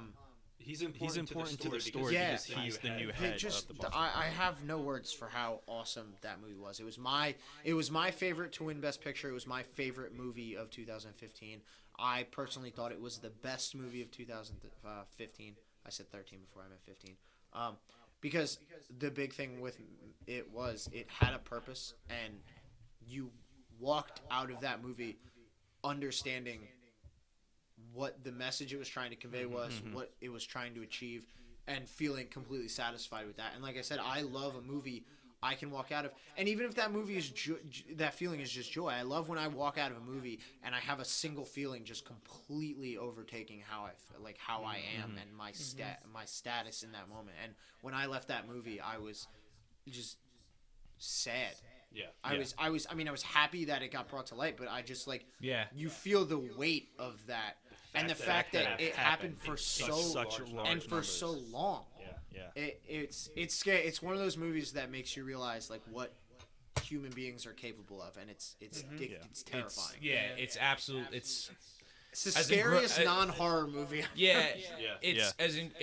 It's scary how engrossing the story is, just because of how true the event. It's not how true. It's because the events are absolutely true. And as much I agree with both you guys 100%. This podcast is the longest podcast we ever did, so I'm gonna finish it off on this. Spotlight is a fantastic movie. I'm not mad that it won at all. Like the fact that it won Best Movie, it totally deserves it. Yeah. Just not as much as Mad Max Fury Road. Peace, everybody. Bye. Wait, damn one thing I want to say. On that. While Alejandro Inarritu won Best Director 2 years in a row, Michael Keaton has been in the Best Picture 2 years in a row, which is great because his career is coming back in a big way. And Michael Keaton was also Batman. The best Batman. And a babe. Batman. He's a babe. He's a babe. Mad Max Fury Road.